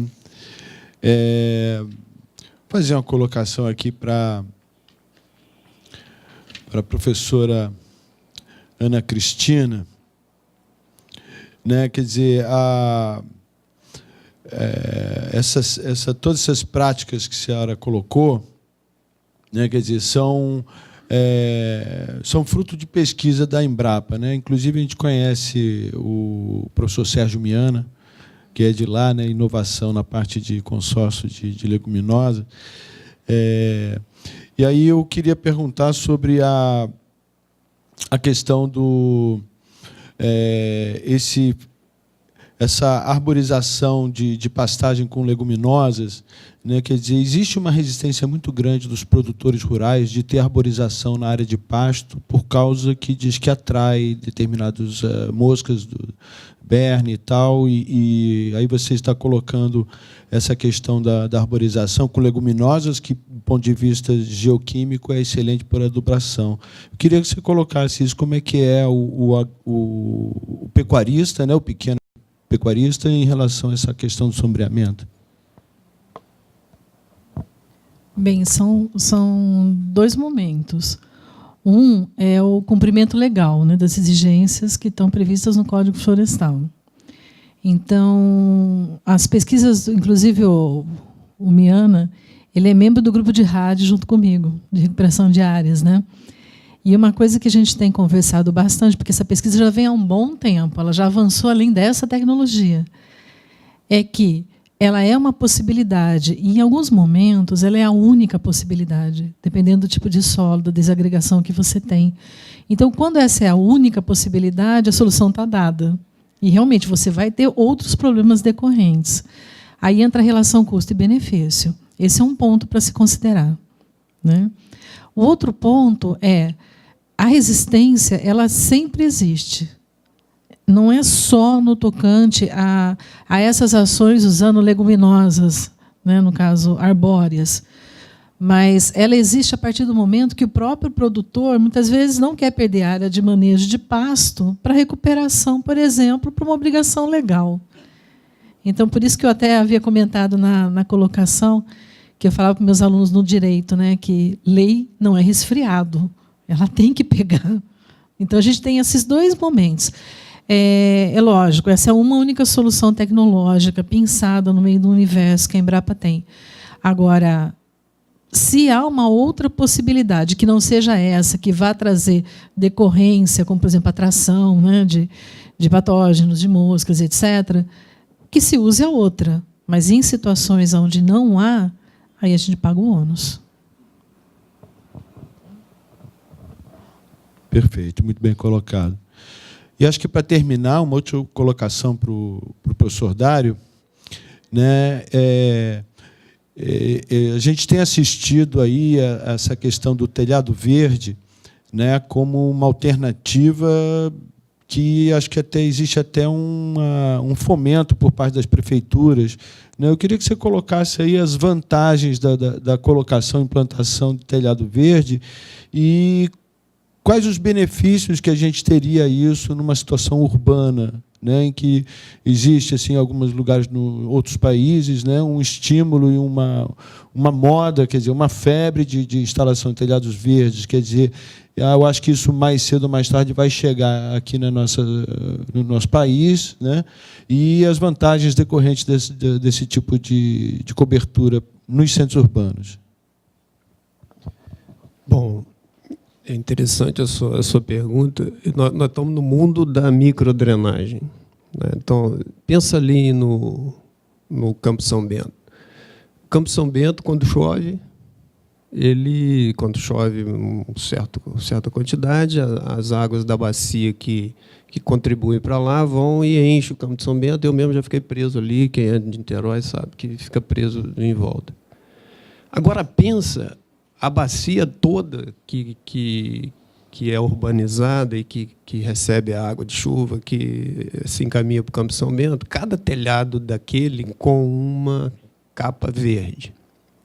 Tá, do ponto de vista da hidrologia do processo, seria bastante interessante, porque eu teria um retardo, né, teria uma detenção temporária dessa água nos telhados e ela teria condição de escoar mais lentamente, ser liberada mais lentamente, e provavelmente o nível de elevação da água na rua seria bem menor. Então, do ponto de vista da possibilidade de detenção imediata da água na origem, onde ela, né, porque a água de chuva ela cai sobre uma superfície que seria natural há um tempo atrás, de repente você enfiou uma cidade embaixo, a gota vem e fala, se você não vai deixar eu infiltrar, eu vou acumular e vou criar problema para você.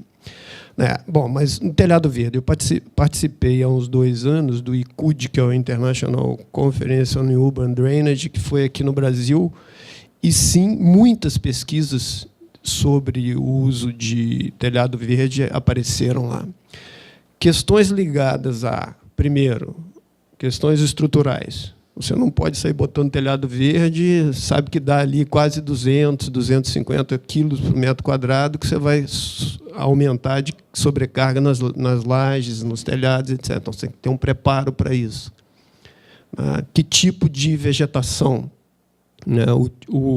O manejo desse processo todo, dessa água. Tem uma outra questão interessante, é que você imagina, você está dentro do seu quarto e no seu escritório lá, usando o seu computador, de repente aparece um novo companheiro que vem e pousa no seu... Você não está sabendo, não? Eu estou morando aqui em cima agora porque aqui tem um telhado verde e eu agora resolvi morar aí. Enfim, você cria um novo ambiente no entorno da sua edificação. Então, o telhado verde ele é bonito. Né? Você olha para o telhado, depois você olha para o telhado verde, você fala assim, coisa interessante, será que não podia pôr a cidade toda verde? Assim, é muito bonito. Né? Mas tem essas questões ligadas à estrutura, a manejo, a uma certa necessidade de você olhar para que tipo de planta, como é que essa planta vai interferir na ocorrência de... Você que é biólogo deve poder falar muito melhor sobre isso. Né?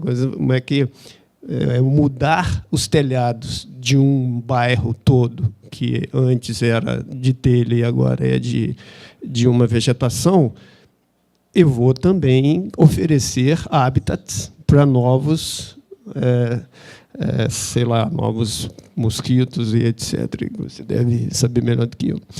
Mas, enfim, esse é o mundo da microdrenagem. O telhado verde é bem interessante, mas ele é uma das opções. Eu posso infiltrar na própria sarjeta, eu posso fazer detenções, além de telhado verde, eu posso fazer microdetenções no próprio telhado.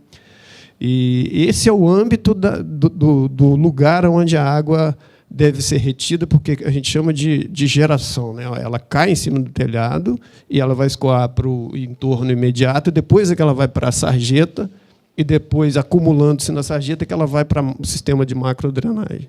O quanto eu fizer para reter essa água, melhor.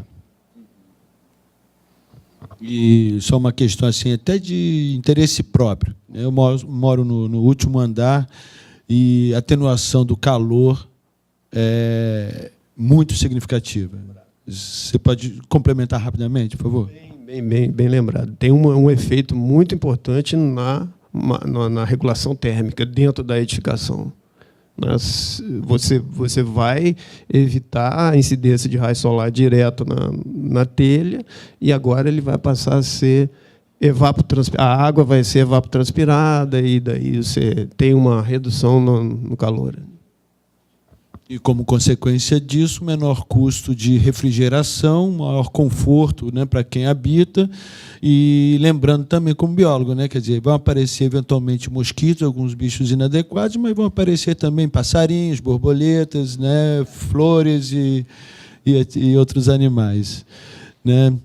Bom, já que o público não se manifestou, né, o mediador aqui fez assim, vamos dizer, uma participação assim com os palestrantes que foram excelentes palestras, né? Eu acho que o evento aqui essa tarde aí foi bem, teve sucesso, né? Cumpriu sua missão. Então vamos dar por encerrada essa mesa redonda, agradecendo aos palestrantes. Bom, boa tarde a todos.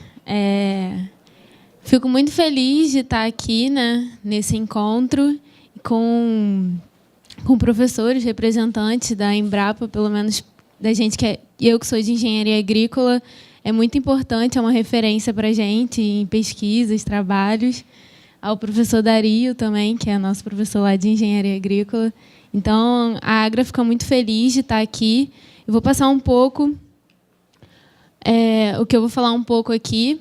Eu vou apresentar a Agra, falar o que é um pouco de o que é uma empresa júnior, que muita gente não sabe o que é, para quem a gente trabalha, como a gente trabalha. Falar da Agra, a nossa missão, visão e os valores, a nossa proposta de valor, quem a gente quer atingir, a nossa carta de serviços, um pouco dos projetos relacionados ao tema e algumas ações que a gente faz. Bom, não sei se muita gente sabe o que é uma empresa júnior. Uma empresa júnior é uma associação sem fins lucrativos que a gente trabalha com o objetivo de desenvolver pessoas. Então, a gente desenvolve projetos e todo esse dinheiro é revertido para a empresa. Não vem nenhum dinheiro para os alunos. Na empresa júnior, a gente desenvolve os projetos relacionados às nossas áreas. Então, a gente vai estar aprimorando o nosso conhecimento.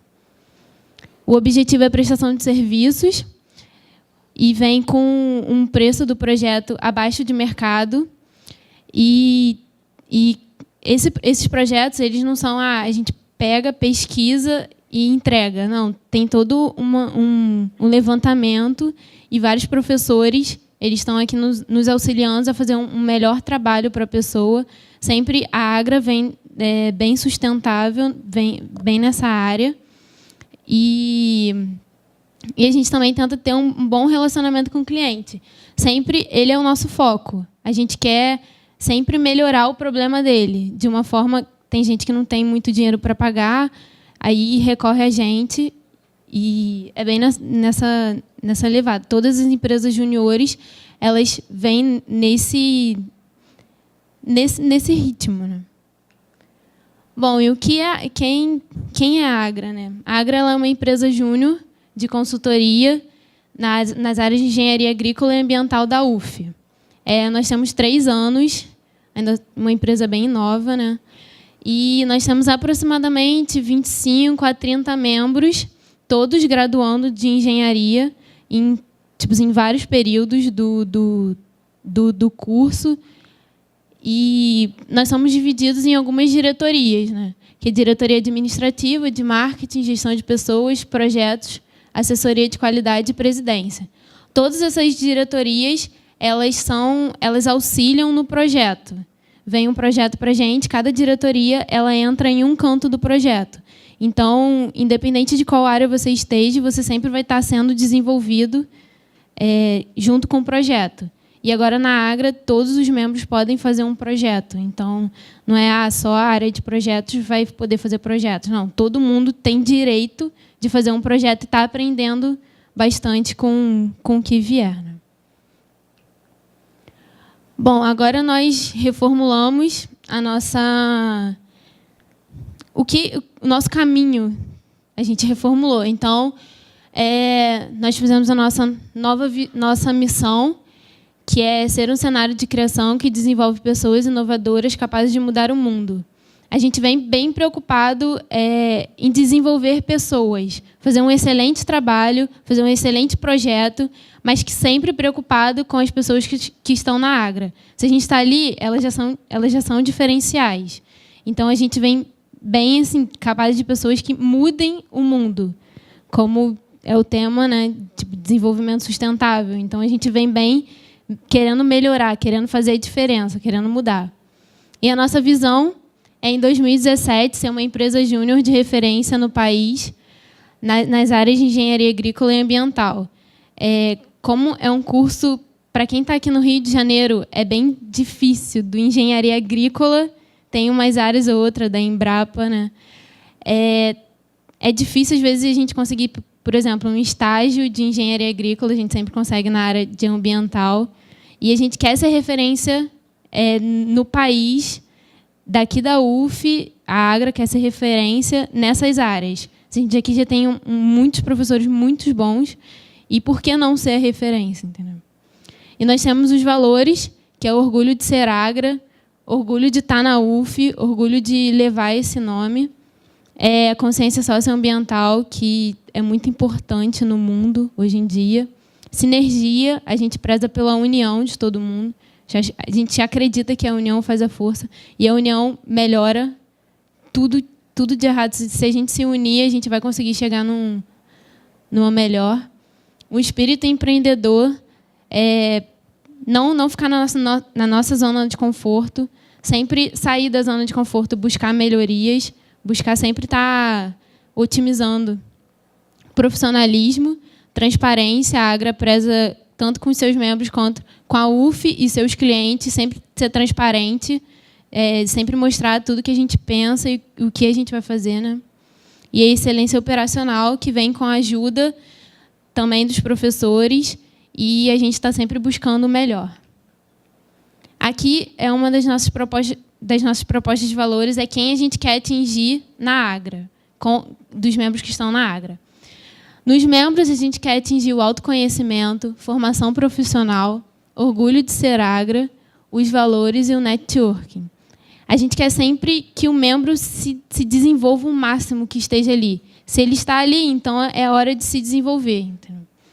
A família, a gente também é sempre preocupado com a família, que às vezes está aqui na empresa júnior, os pais acham que você tem que arrumar um estágio, que tem que ganhar dinheiro o máximo possível, e a gente sempre está prezando mostrar para a família que a empresa júnior também pode se desenvolver tanto quanto um estágio.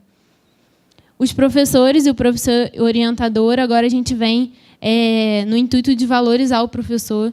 Eles já estão ali, já estão ajudando a gente, e isso é muito importante para a gente. Então, a gente vem com essa forte nisso de valorizar o professor. Na UF, a gente quer ter o reconhecimento, como a gente quer ser reconhecido em 2017, ser referência, a gente também quer ser reconhecido na UF pelo trabalho que a gente faz. Com os clientes, a gente preza a transparência, o profissionalismo, excelência operacional e preocupação com a satisfação do cliente. O cliente é quem vai estar ajudando a gente, quem vai estar trazendo problema para a gente, fazendo com que a gente se desenvolva. Então, ele é muito importante para a gente saber se todas as dúvidas dele, todos os problemas dele foram solucionados. Os nossos parceiros, que é quem ajuda a gente de alguma forma, não é dando dinheiro, que às vezes a pessoa, parceiro vai dar dinheiro, não. Eles vão desenvolver a gente, ajudar a gente de alguma forma, seja capacitando, seja ajudando a gente em algum curso. A gente vem sempre nessa área de capacitação, melhorar a gente que tem aqui dentro, o pessoal que está aqui dentro. O MEG, não sei se muita gente sabe o que é o Movimento de Empresas Juniores, e a gente quer participar de mais eventos e dar o auxílio às outras EJs, que eles ajudaram muito a gente, então a gente quer também poder ajudar um dia. E os alunos em geral, tanto de engenharia agrícola e ambiental, quanto de outras engenharias, a gente quer uma maior aproximação deles, que eles saibam de mais eventos como esse, como outros que ocorrem na engenharia também, e ter uma maior visibilidade. Bom, aqui vou falar um pouco da nossa carta de serviço, que é com que a gente trabalha. A gente trabalha, como são duas engenharias, engenharia agrícola e ambiental, de meio ambiente e recursos hídricos, a gente trabalha nesses 4 pontos. Tem bastante coisas destrinchadas dentro desses pontos, eu só botei aqui alguns. No planejamento e desenvolvimento rural, gestão, administração rural, otimização de processos, engenharia de água e solo, projetos de irrigação e drenagem, recuperação de áreas degradadas, aí entra bastante o que o professor falou, recursos energéticos, fontes tradicionais, alternativas renováveis de energia, gestão ambiental, planejamento ambiental de áreas urbanas e rurais, prevenção de desastres, administração e gestão e orçamentos ambientais. Vou falar agora de alguns projetos linkados ao tema, né? Nós tivemos um projeto de capacitação de águas de chuva para o reaproveitamento no prédio da engenharia da UF, foi até com o professor Leonardo, que está aqui. Esse projeto ele tinha o objetivo de coletar essa água e direcionar para 2 reservatórios subterrâneos, passando por um dispositivo de descartes e também utilizando essa água para irrigação, limpeza do edifício, para estufa.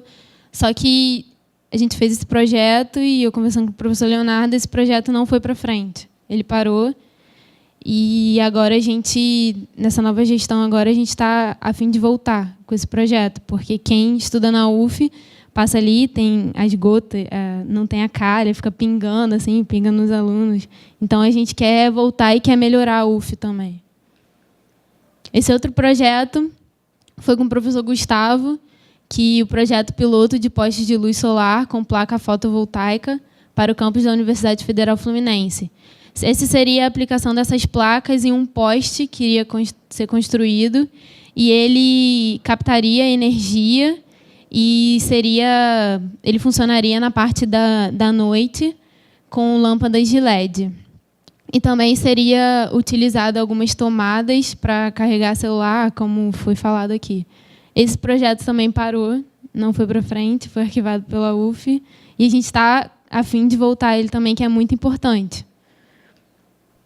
E esse é o nosso último projeto que está sendo trabalhado agora, do condomínio sustentável, que uma aluna veio nos procurar para a gente aplicar técnicas que melhore, né, o condomínio. E a gente vai elaborar cartilhas que façam essa conscientização, que também é muito importante. Às vezes a gente também não pode julgar muito a pessoa, que a pessoa tem que economizar se a pessoa não sabe. Às vezes ela não tem conhecimento disso. E a gente também está prezando por isso, abranger esse conhecimento para as pessoas.